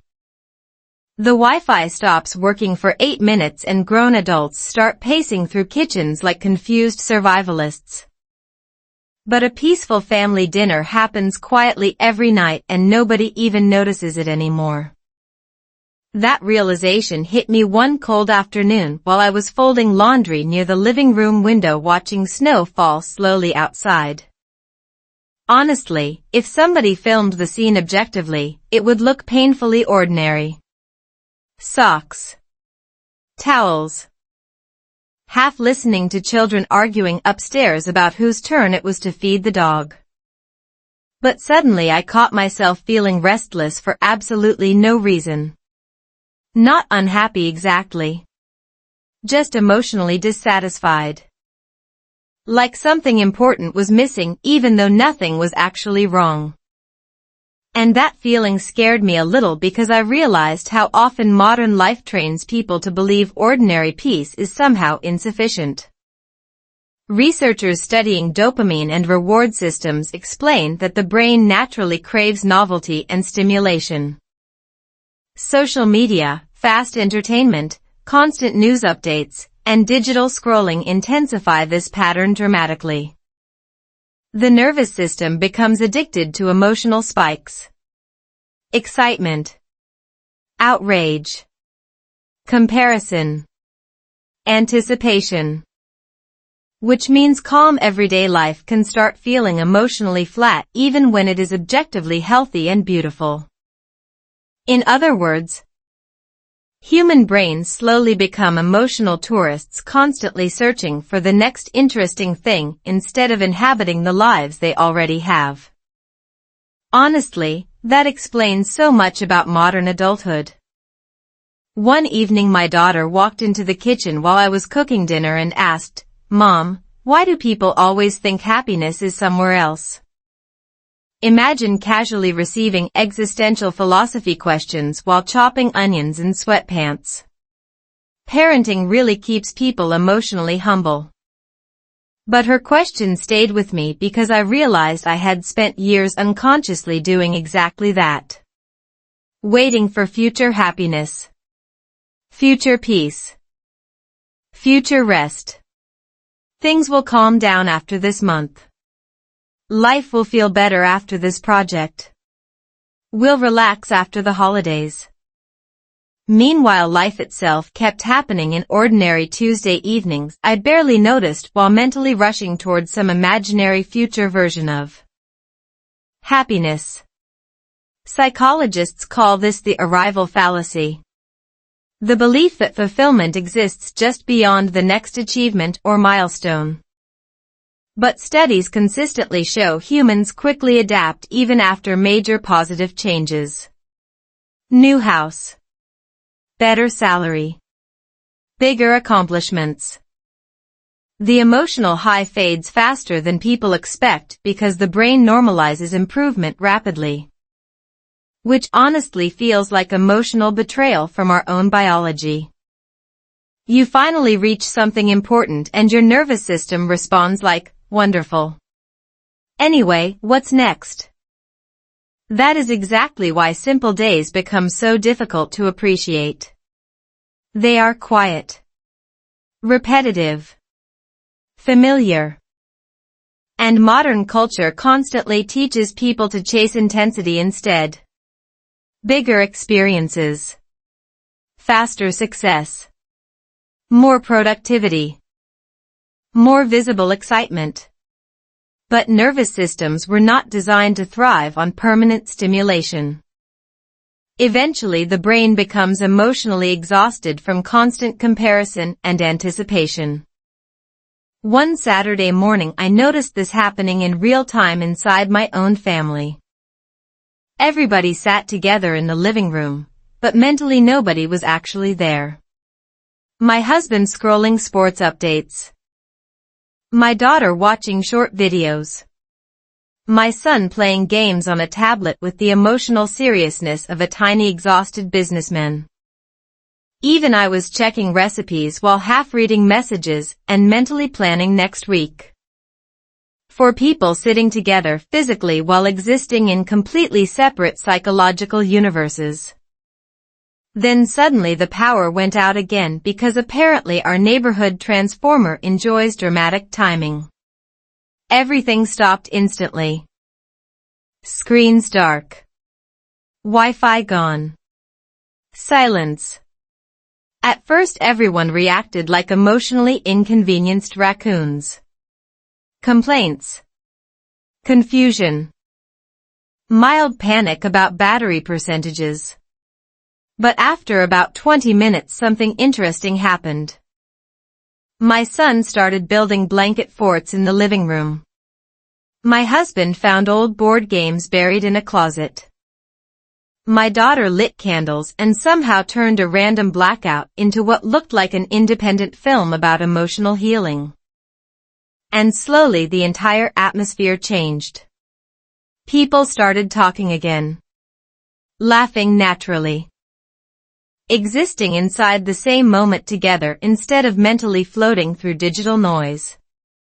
Hours passed faster than normal weekends usually did. And honestly, that night made me realize something uncomfortable. Maybe many people are not actually unhappy. Maybe their attention has simply been stolen. Neuroscientists explain attention shapes emotional experience directly. Whatever consistently captures your focus begins shaping your perception of reality. Which means if your brain constantly consumes stress, comparison, outrage, and stimulation, ordinary life naturally starts feeling emotionally dull in comparison. But ordinary life is where real relationships actually exist. Real love. Real peace. Real memories. Nobody remembers the 15th video they scrolled past on a random Tuesday night. But people remember laughing with family during candlelight while snow falls outside suburban windows. One of the strangest things I noticed after our slower routines began was how time itself started feeling different. Evenings felt longer somehow. Meals felt calmer. Conversations felt fuller. Not because life became easier, but because I was finally emotionally present enough to experience it properly again. Researchers studying mindfulness and attention describe this phenomenon often. When people slow down and focus intentionally, subjective time perception changes. In simpler terms, presence stretches emotional experience. Rushing compresses it. Which might explain why stressed years disappear so quickly in memory while peaceful moments linger vividly for decades. One rainy afternoon I sat alone drinking tea and reading slow English sentences aloud quietly to myself. The house smelled like warm bread. Rain touched the windows softly. The family stayed together inside. Tiny sentences. Gentle rhythm. And suddenly I realized something strange. These simple phrases described exactly the kind of life people secretly long for while simultaneously overlooking it every day. Safety. Warmth. Presence. Connection. The very things modern culture teaches people to treat as ordinary are actually profound when fully experienced. That realization changed the way I viewed happiness completely. Happiness is not constant excitement. Human nervous systems would collapse from that anyway. Happiness is emotional safety experienced repeatedly in ordinary moments. It is your child yelling from another room. It is somebody saving the last piece of pie for you without mentioning it. It is hearing your partner laugh unexpectedly after stressful days. Tiny moments that feel invisible until one day you realize they were your life all along. My husband noticed this shift too. One evening while we washed dishes together he suddenly said, "The house feels different lately." And he was right. Not richer. Not more successful. Just softer. More awake somehow. Even our conversations changed. Slower voices. More eye contact. Less emotional rushing. And strangely, our simple English practice continued helping because slow language naturally encouraged slower thinking too. We listened more carefully. Paused more often. Reacted less aggressively. Neuroscientists explain slower communication reduces stress activation because calm pacing signals safety to the brain. Which means maybe healing sometimes begins not through dramatic therapy breakthroughs or expensive lifestyle changes, but through ordinary evenings where people finally stop hurrying long enough to notice each other again. That thought stayed with me deeply because maybe the real tragedy of modern life is not suffering itself. Maybe it is distraction. People missing beautiful ordinary moments while searching desperately for extraordinary ones somewhere else. And maybe the reason simple happiness feels so hard to notice is because modern life profits from keeping people emotionally restless. Restless people consume more, scroll more, chase more, compare more. But peaceful people? Peaceful people sit quietly at dinner tables noticing warm soup, tired laughter, rain against windows, and the impossible miracle of being alive together during another ordinary evening nobody will post online, but everyone will secretly remember years later when they finally understand those simple days were never small at all. My children noticed first. Children notice emotional changes long before adults admit they are happening. That is the terrifying little superpower nobody warns parents about. You can hide stress behind polite smiles, pretend exhaustion is just being busy, and convince yourself the family atmosphere feels normal. Meanwhile, your children quietly absorb every sigh, every rushed reply, every tired silence floating through the house like invisible weather. And somehow, even before I fully realized how much I had changed inside, my children noticed first. It happened on an ordinary Wednesday evening that would have looked completely forgettable to anyone else. Dinner dishes sat drying near the sink. The dog was asleep beside the couch making tiny dramatic noises like he was emotionally processing taxes in his dreams. My husband had fallen asleep halfway through a documentary he claimed he absolutely wanted to watch. Classic American family evening. Nothing cinematic. Nothing important. Or at least that is what I thought. I was sitting at the kitchen table reading a slow English story quietly out loud to practice listening and speaking. The night felt calm after the rain. The family stayed together inside the warm house. Small peaceful sentences. The kind of sentences many people scroll past because modern brains expect constant stimulation every 4 seconds or they start emotionally twitching. Then my youngest son walked into the kitchen holding a blanket and asked, "Mom, why are you happier lately?" Imagine hearing that unexpectedly from your child while reading bedtime-level English vocabulary. Honestly, the question hit me harder than any motivational speech ever could. Because I realized I did not even know when the change began exactly. It happened gradually. Softer mornings. Slower conversations. Less emotional rushing. More laughter over stupid tiny things. And somehow my children felt it before I fully understood it myself.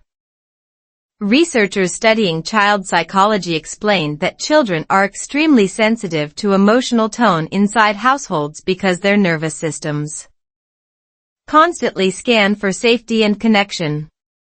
They notice voice changes, facial expressions, tension patterns, emotional availability, even when adults think they are hiding stress successfully.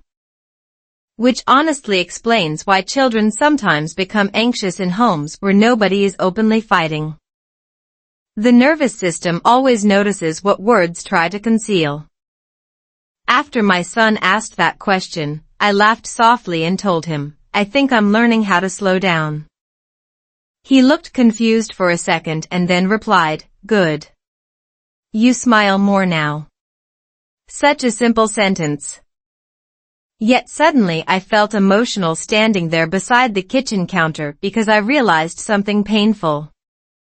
My children had been watching me disappear into stress slowly before I ever noticed it happening myself. Not dramatically. Not through huge breakdowns.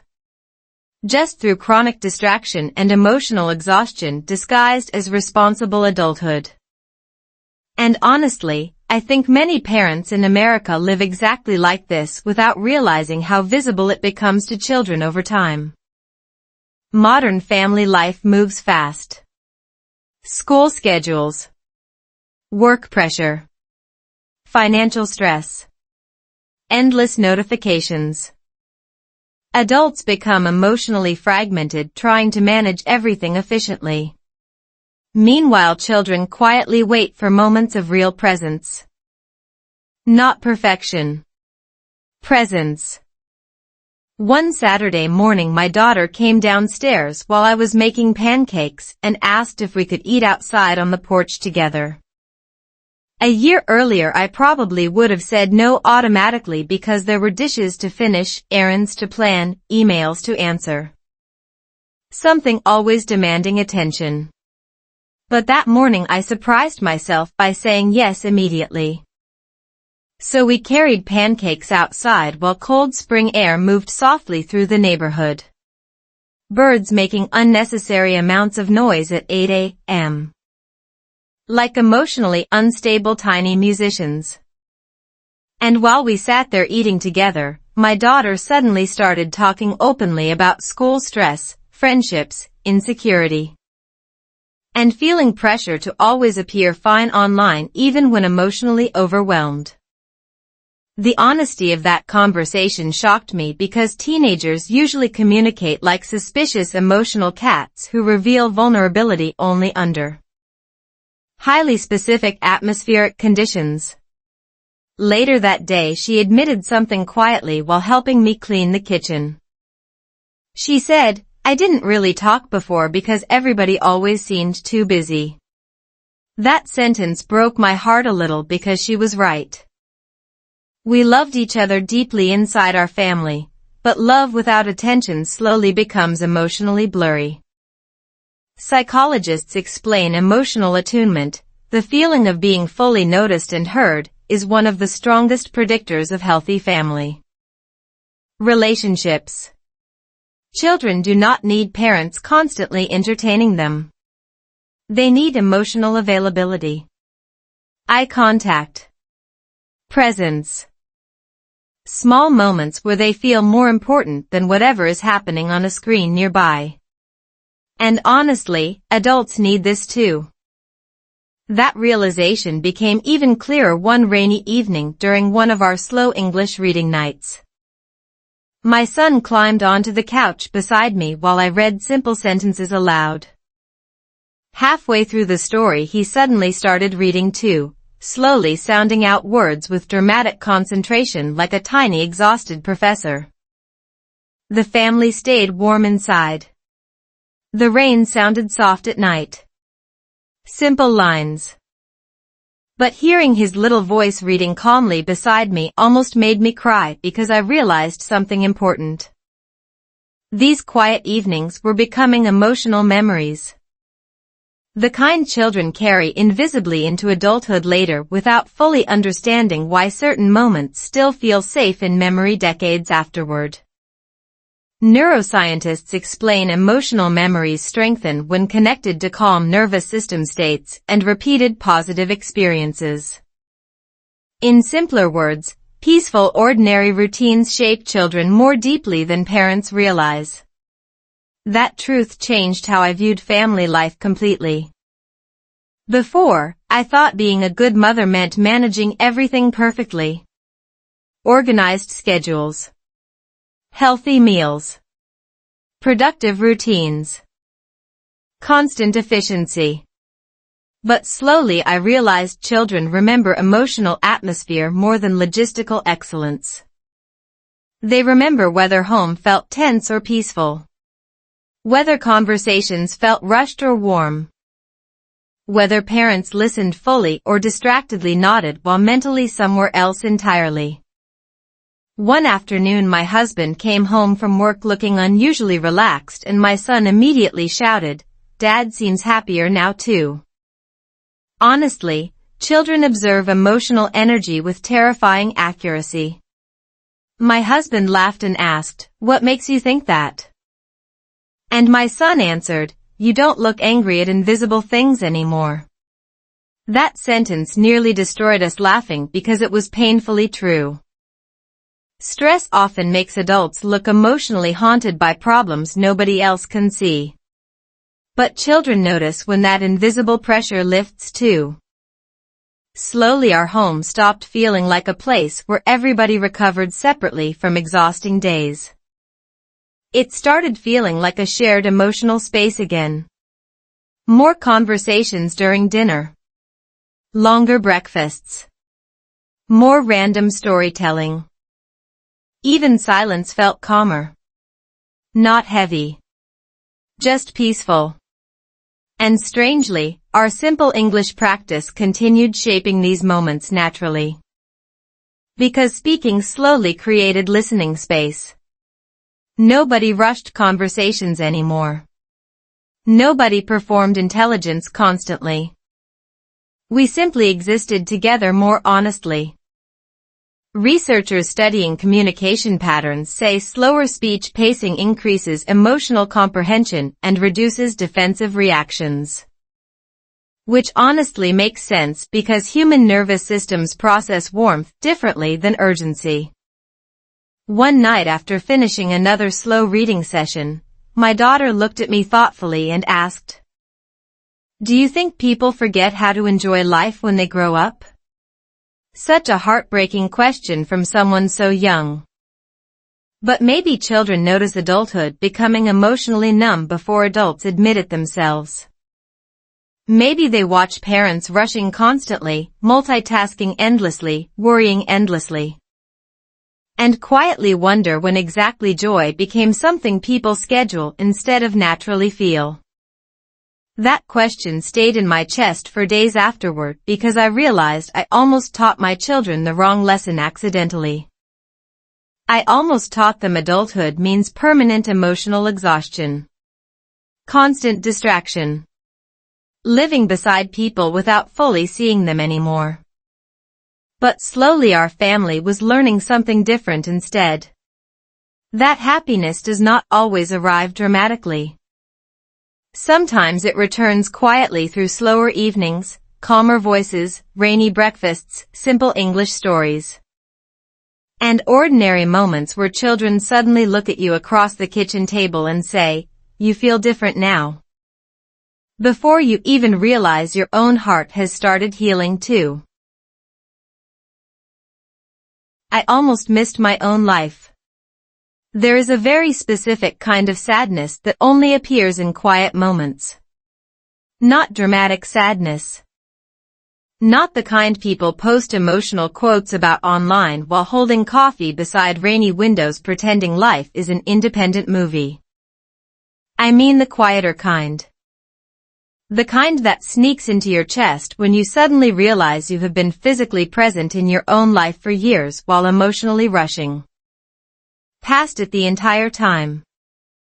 And honestly, that realization hit me one random Tuesday afternoon in the most ordinary place possible. A grocery store parking lot in suburban America. Nothing important should have happened there. I had just finished buying milk, bread, cereal, bananas nobody would eat fast enough. And approximately $800 of groceries somehow packed into 4 reusable bags because modern inflation apparently enjoys psychological warfare. The sky looked gray and sleepy. Shopping carts rolled across pavement making those sad metallic sounds that somehow always feel emotionally symbolic after age 35. Completely normal day. But while loading groceries into the trunk, I suddenly noticed an older couple sitting inside a nearby car sharing French fries quietly together. No phones. No rushing. Just talking softly and laughing about something invisible from where I stood. And for reasons I still cannot fully explain, I froze for a second watching them.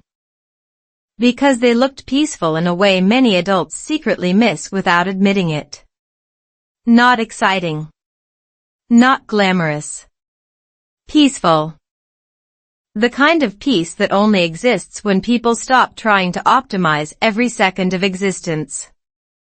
Then a strange thought hit me so suddenly it almost felt physical. What if I had spent years accidentally postponing my own life? That question followed me all the way home. Because when I looked honestly at my daily routines, I realized how often I treated ordinary moments like obstacles between me and some future version of happiness. Finish the errands. Complete the work. Organize the schedule. Get through the week. Prepare for next month. Constant emotional forwarding. Constant mental time travel. Meanwhile, real life kept happening quietly in kitchens, parking lots, rainy mornings, bedtime conversations, and slow family dinners I barely noticed while planning the next responsibility. Psychologists call this deferred happiness syndrome. The belief that fulfillment exists somewhere ahead after enough productivity, control, or achievement.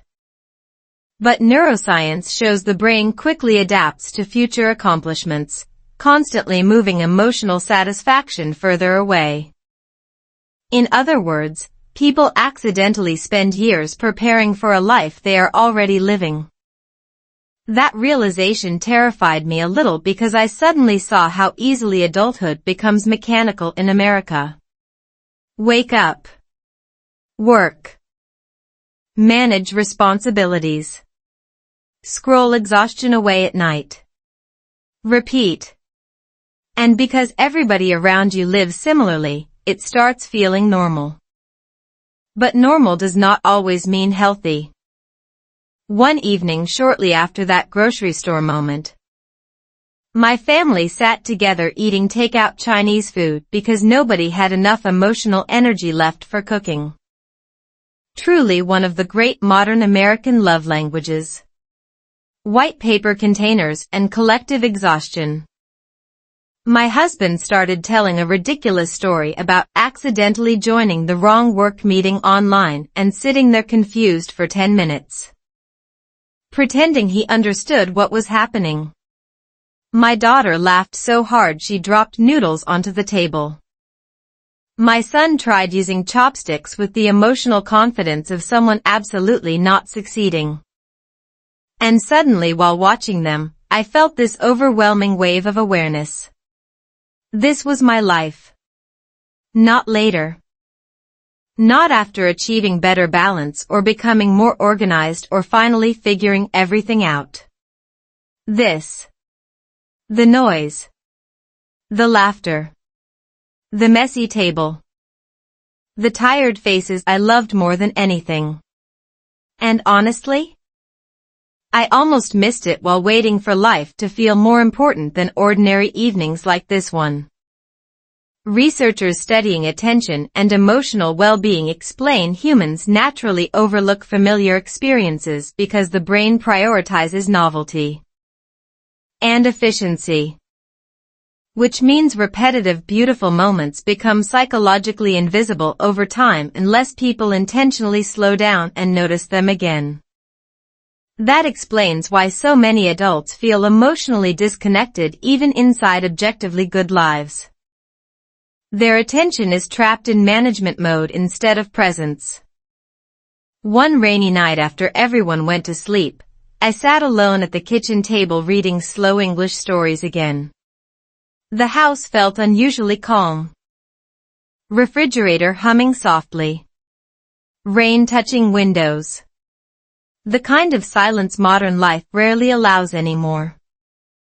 I read one simple sentence aloud that unexpectedly stopped me completely. She realized the days she wanted to remember were already happening. Such a small sentence. Basic vocabulary. But suddenly I felt emotional because it described exactly what had been changing inside me these past months. I used to think meaningful life moments would announce themselves dramatically. Huge milestones. Big achievements. Extraordinary memories. But the moments changing me most deeply were almost invisible while happening. Breakfast conversations. Rainy walks. Slow evenings. Candlelight during power outages. cheap soup in parked cars. Tiny ordinary scenes becoming emotionally unforgettable because I was finally present enough to experience them fully. That thought changed the way I moved through daily life afterward. I stopped multitasking during conversations so much. Stopped treating every quiet moment like empty space needing entertainment immediately. Even grocery shopping felt different. Instead of rushing mechanically through stores mentally overwhelmed by lists, I started noticing small human moments around me. Elderly couples holding hands near frozen vegetables. A father teaching his daughter how to pick ripe fruit. Two exhausted nurses laughing hysterically beside coffee shelves like survival companions returning from battle. Tiny ordinary moments everywhere once I started paying attention again. And strangely, this awareness improved my English listening too. Because slowing down emotionally changed how I listened generally. Not just to language. To people. To atmosphere. To my own thoughts. Researchers explain mindful attention improves auditory processing and memory retention because the brain stops fragmenting focus constantly. In simpler words, calm attention helps humans hear more clearly. Which honestly makes sense because overstimulated brains barely experience half the moments passing through them daily. One Saturday afternoon my daughter asked if we could bake cookies together. Normally I would have tried fitting it between other tasks efficiently like emotionally stressed project management disguised as parenting. But this time I said yes immediately. Flour everywhere. Burned first batch. My son accidentally dropping chocolate chips across the kitchen floor while the dog experienced what can only be described as spiritual enlightenment. Completely chaotic. Completely imperfect. Completely beautiful. And while standing there laughing at our disaster-level baking skills, I realized something painful and wonderful at the same time. Joy had been available all along. I was just too distracted to recognize it consistently. Modern culture teaches people to chase bigger experiences constantly because bigger experiences sell better. More travel. More success. More excitement. But human nervous systems build emotional security through repetition and familiarity. Warm kitchens. Familiar voices. Shared routines. Researchers studying happiness consistently find that meaningful relationships and repeated positive daily experiences predict long-term emotional well-being more reliably than occasional extraordinary events. In other words, ordinary life matters more than people think. One night my husband looked at me during dinner and said quietly, "You seem more here lately." That sentence stayed with me because I knew exactly what he meant. Not happier every second. Not magically free from stress. Just present. Emotionally awake inside my own life again instead of constantly leaning toward the future mentally. And honestly, maybe that is the real danger of modern adulthood. Not failure. Not hardship. Absence. People disappearing from their own days while trying desperately to manage them perfectly. Missing slow sunsets because notifications feel urgent. Missing laughter because productivity feels more important. Missing ordinary love because everybody keeps waiting for extraordinary happiness somewhere else. But maybe the life people are searching for is already happening quietly around them every evening. Maybe joy was never hiding inside dramatic change at all. Maybe it was sitting patiently inside breakfast conversations, rainy parking lots, sleepy children, warm kitchens, and tired laughter all along waiting for exhausted people to finally slow down enough to notice they were already home. Slow English, soft healing. There is a certain kind of silence that only exists after midnight in American suburbs. The roads become empty. The neighborhood lights glow softly through curtains. Refrigerators hum like tired little machines trying their best. Somewhere far away, a dog barks at absolutely nothing with full emotional commitment. And inside quiet kitchens across the country, millions of exhausted adults sit alone scrolling through phones searching for relief that never fully arrives. That used to be me almost every night. The children asleep. The house finally still. My husband half watching television before falling asleep on the couch. And me sitting there emotionally drained but somehow unable to rest properly. It is strange how tired people can feel while still struggling to slow their minds down. Researchers now explain this clearly. Chronic stress keeps the nervous system activated long after external responsibilities end. Which means many adults are physically home but neurologically still at work emotionally.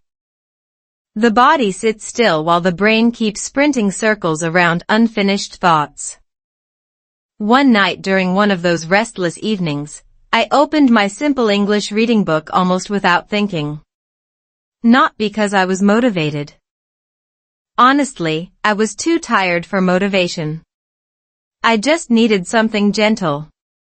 Something slower than the noise inside my own head. So I began reading quietly aloud in the kitchen while rain moved softly outside. The evening felt peaceful after a long day. She made tea and listened to the quiet house. Tiny uncomplicated sentences. But after stressful days, uncomplicated things feel strangely sacred. And then something happened I did not expect at all. My breathing slowed down.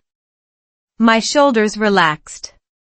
The tension inside my chest softened slightly. Not dramatically. Just enough to notice.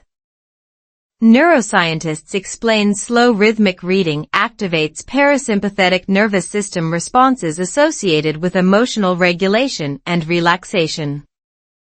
In simpler words, calm repetitive language can help stressed brains feel safe again. Which honestly sounds ridiculous until you experience it yourself at 11:47 p.m. Holding tea in sweatpants while your nervous system slowly stops behaving like a raccoon trapped inside a grocery store. That night became the beginning of something much deeper than English practice. Slowly those quiet reading sessions turned into emotional recovery rituals. Some nights I read short stories aloud. Other nights I repeated simple calming phrases slowly while listening carefully to pronunciation. The family stayed warm together. The rain sounded soft outside. Tomorrow can wait until morning. Small sentences. But the rhythm mattered more than complexity.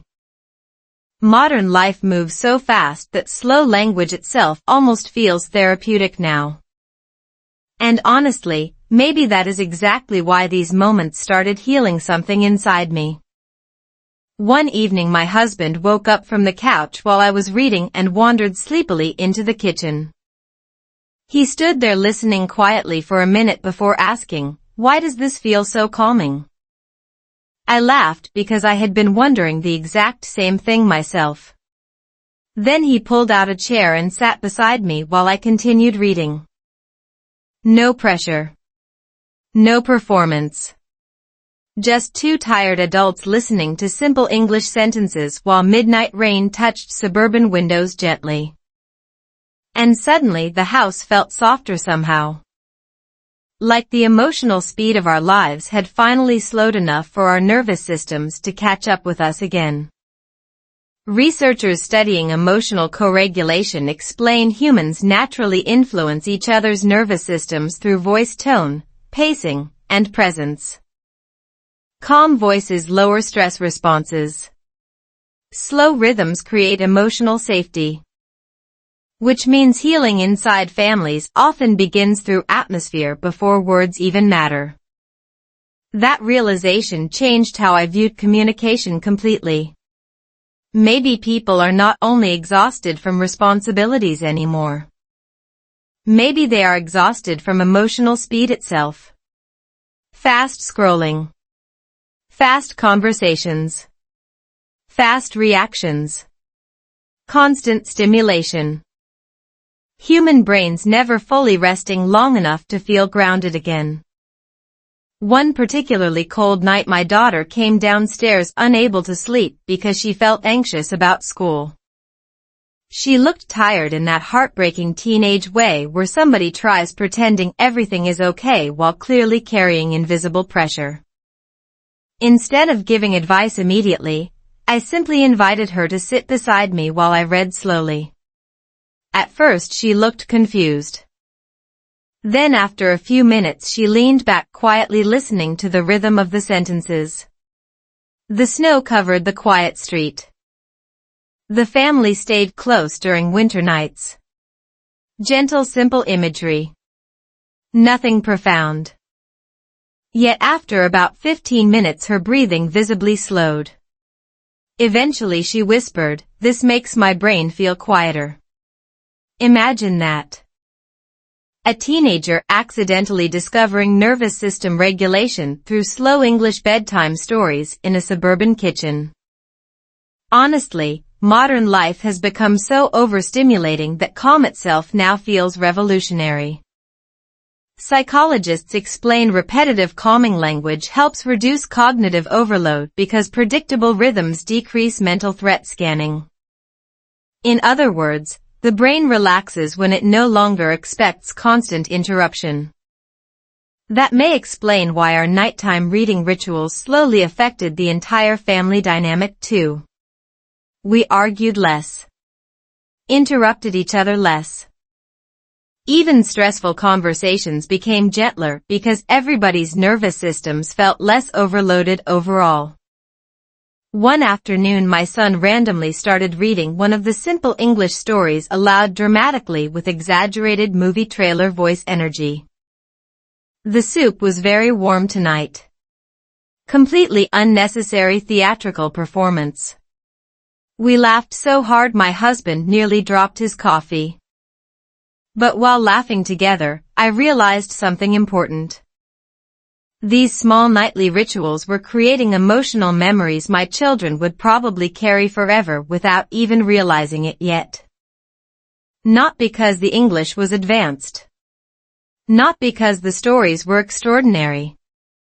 Because the atmosphere felt safe. Warm. Present. Human beings remember emotional safety deeply. That truth became painfully clear one weekend when we skipped our slow evenings for several days because life became busy again.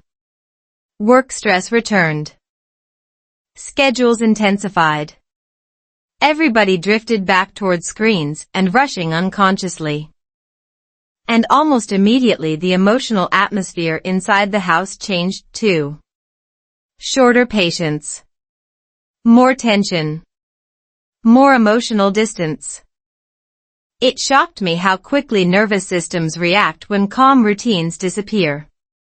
That was the moment I fully understood something important. Peace is not passive. Families must actively protect it in modern life.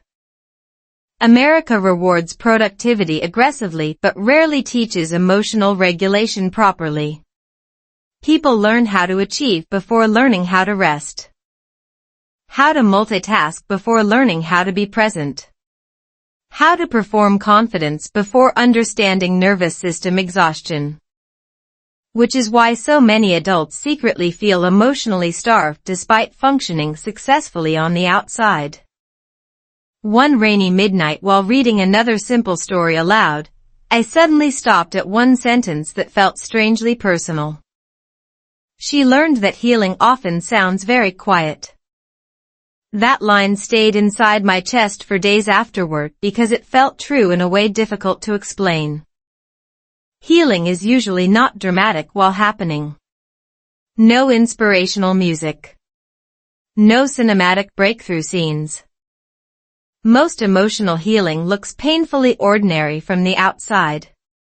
Tea cooling beside books. Slow breathing. Softer voices in kitchens after long days. Parents listening carefully to children again. Couples staying at dinner tables longer instead of escaping immediately into distraction.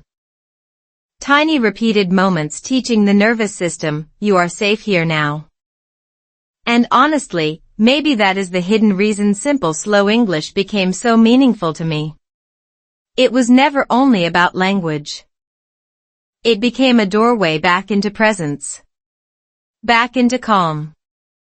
Back into my own life again. Because somewhere between noisy schedules, emotional exhaustion, digital distraction, and endless modern pressure, I had forgotten something deeply human. The heart does not heal through speed. It heals through gentleness repeated consistently in ordinary moments quiet enough for exhausted souls to finally hear themselves again. Joy was already here. The strange thing about happiness is that people often recognize it too late. Years later. Looking back at old kitchens, old routines, old voices they once considered ordinary. Human beings are experts at standing inside beautiful moments while mentally searching for something better somewhere else. And honestly, that realization stayed in my chest one quiet spring evening while my family sat together doing absolutely nothing important. No vacation. No celebration. No dramatic breakthrough moment with emotional music playing softly in the background like a streaming service ending scene. Just an ordinary night inside our small American home. My husband asleep on the couch with his reading glasses still on. My son building something impossible with blocks on the carpet while explaining complicated imaginary rules nobody understood except him. My daughter sitting nearby reading quietly with one leg tucked underneath her like she had done since childhood. Rain touching the windows softly. The dishwasher humming in the kitchen. Completely normal life. Yet suddenly I felt overwhelmed by one unexpected thought. This was the life I used to think I was too busy to fully enjoy. And somehow, without realizing it, I had spent years treating ordinary happiness like background noise instead of the main story. Researchers studying emotional well-being often explain that humans adapt rapidly to positive circumstances. Safe homes become normal. Loving families become expected. Daily comfort becomes invisible through repetition. The brain stops noticing what remains constant. Which means people often overlook the very things they would miss most if they disappeared tomorrow. That truth feels uncomfortable because it exposes something painful about modern life. Many adults are not waiting for happiness to arrive. They are accidentally ignoring the happiness already quietly surrounding them every day. One evening after dinner my daughter asked me a question while helping dry dishes. She said, "Do you think people know when they are living the good old days?" Such a simple sentence. Yet it stopped me completely because I realized the answer is probably no. Most people only recognize meaningful seasons afterward. When children grow older. When houses become quieter. When routines disappear. When voices change. Suddenly the ordinary moments they rushed through become sacred in memory. And honestly, that thought changed the way I move through daily life forever. I started noticing tiny things differently. The sound of my husband laughing unexpectedly from another room. The way my son still reached for my hand automatically crossing parking lots even while pretending he was too grown up for it now. My daughter quietly sitting near me while studying because simply being close still comforted her somehow. Small ordinary moments. Yet suddenly they felt enormous because I finally understood something important. Life is not hiding inside rare dramatic experiences. Life is repeating quietly around us every single day disguised as routine. Psychologists studying mindfulness explain emotional fulfillment increases when people intentionally pay attention to ordinary sensory experiences and relational moments. Warm tea, shared meals, familiar voices. Presence activates emotional grounding because the nervous system recognizes safety through repetition and connection. In simpler words, peace often grows through noticing rather than acquiring. Which honestly feels almost rebellious in a culture constantly teaching people to chase more. More success. More stimulation. More achievement. More excitement. Meanwhile, exhausted nervous systems quietly beg for slower evenings and uninterrupted conversations instead. One rainy Saturday morning our family stayed inside all day because the weather looked emotionally committed to flooding the entire neighborhood. We cooked pancakes, played board games badly, argued over movie choices with dramatic unnecessary seriousness, and spent hours doing things completely forgettable by social media standards. Nobody would post inspirational captions about this day online. Yet while watching my children laugh uncontrollably over a ridiculous card game, I suddenly realized something painful and beautiful at the same time. Years from now, this might become one of the moments I miss most. Not because it was extraordinary. Because it was ordinary enough to feel real. That realization made me emotional in ways difficult to explain. Because modern adulthood trains people to treat ordinary days like filler episodes between meaningful milestones. But real emotional life happens inside the filler. The breakfasts. The rainy afternoons. The bedtime conversations. The tired laughter after stressful workdays. Researchers consistently find that long-term happiness correlates more strongly with relationship quality and repeated positive daily experiences than major achievements or material success. In other words, small moments matter psychologically far more than people realize. One night while doing our slow English reading together, my husband suddenly interrupted me halfway through a sentence and said quietly, "You know what's funny?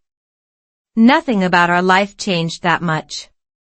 We just started paying attention again." And honestly, he was right. We did not become wealthier. Life did not magically become stress-free. The world outside still moved too fast. Bills still arrived with terrifying confidence. Laundry still reproduced overnight like emotionally unstable rabbits. But emotionally, everything felt different because we stopped rushing blindly through our own lives. We started seeing them again. That shift affected my children deeply too. My daughter became more open emotionally. My son laughed more freely. Even small family routines started feeling meaningful again because everybody was more present inside them. And strangely, our slow English practice remained part of this healing all the way through. Because simple language slowed the emotional pace of our evenings. The family stayed together tonight. The rain sounded peaceful outside. Everyone felt calm at home. Tiny sentences carrying real emotional weight because they reflected actual moments happening around us. Neuroscientists explain repetitive calming language combined with emotional safety strengthens memory and emotional regulation pathways. Which means our little nighttime reading rituals were quietly shaping not only language skills, but emotional memory itself. That thought still amazes me. Healing through ordinary evenings and simple vocabulary. One afternoon my son asked me something while we walked through a grocery store parking lot together. He looked up and said, "Mom, why do you smile more now?" Such a small question. But standing there beside shopping carts and gray skies, I realized the answer had nothing to do with becoming a different person. I had simply stopped emotionally abandoning my own life every day. I stopped waiting for future happiness long enough to experience present happiness instead. And maybe that is the lesson hidden quietly underneath this entire story. Happiness is not always loud. It rarely announces itself dramatically. Most of the time joy arrives disguised as ordinary evenings people almost ignore completely. A family eating dinner together. Slow conversations after midnight. Rain against kitchen windows. Cheap soup in parked cars. Children asking unexpected questions. Someone you love laughing in another room while the house smells like coffee and warm bread. Tiny moments becoming emotional anchors people only recognize fully later. Modern life teaches people to chase intensity constantly because intensity captures attention. But peace captures hearts more slowly. And maybe that is why so many exhausted adults feel emotionally lost now. They are searching everywhere for meaning while standing inside meaningful lives already. They just forgot how to notice them clearly. So tonight, while listening to this slow English story, maybe ask yourself one honest question. What if the life you keep waiting for has already quietly begun around you? What if happiness is not missing at all? What if it has been sitting patiently beside your ordinary days the entire time hoping you would finally slow down enough to see it? Before you leave tonight, I want to ask you something quietly. When was the last time you truly felt present in your own life? Not scrolling. Not rushing. Not surviving another stressful day in silence. I mean really present. Maybe happiness did not disappear from your life. Maybe it became too quiet for your busy mind to notice. And maybe that is why these slow English stories matter more than people expect. They are not only about learning English listening, speaking, and reading naturally. They are about slowing your heart down long enough to hear your own life again. Because out there, modern life keeps telling people to run faster, buy more, achieve more, become more. But deep inside, most exhausted people are secretly craving something much simpler. Peaceful mornings. Warm conversations. A family dinner without distractions. Someone who listens carefully. A calm mind before sleep. Tiny ordinary moments that seem small now, until one day they become the memories you miss most. So if this story made you feel calmer tonight, or reminded you of something your heart quietly forgot, stay with this channel. There are many more slow English stories waiting for you here. More real-life emotional journeys. More peaceful conversations. More healing through simple words and meaningful moments. And maybe somewhere inside the next story, you will recognize a hidden part of your own life too. Subscribe now and come back whenever the world feels too loud, too fast, or too heavy. This channel will always be here like a quiet light in the middle of busy days. And remember this before you go. Sometimes the happiest life is not the one people chase loudly. It is the one quietly waiting at your own dinner table while rain touches the windows and the people you love are still close enough to hear your voice.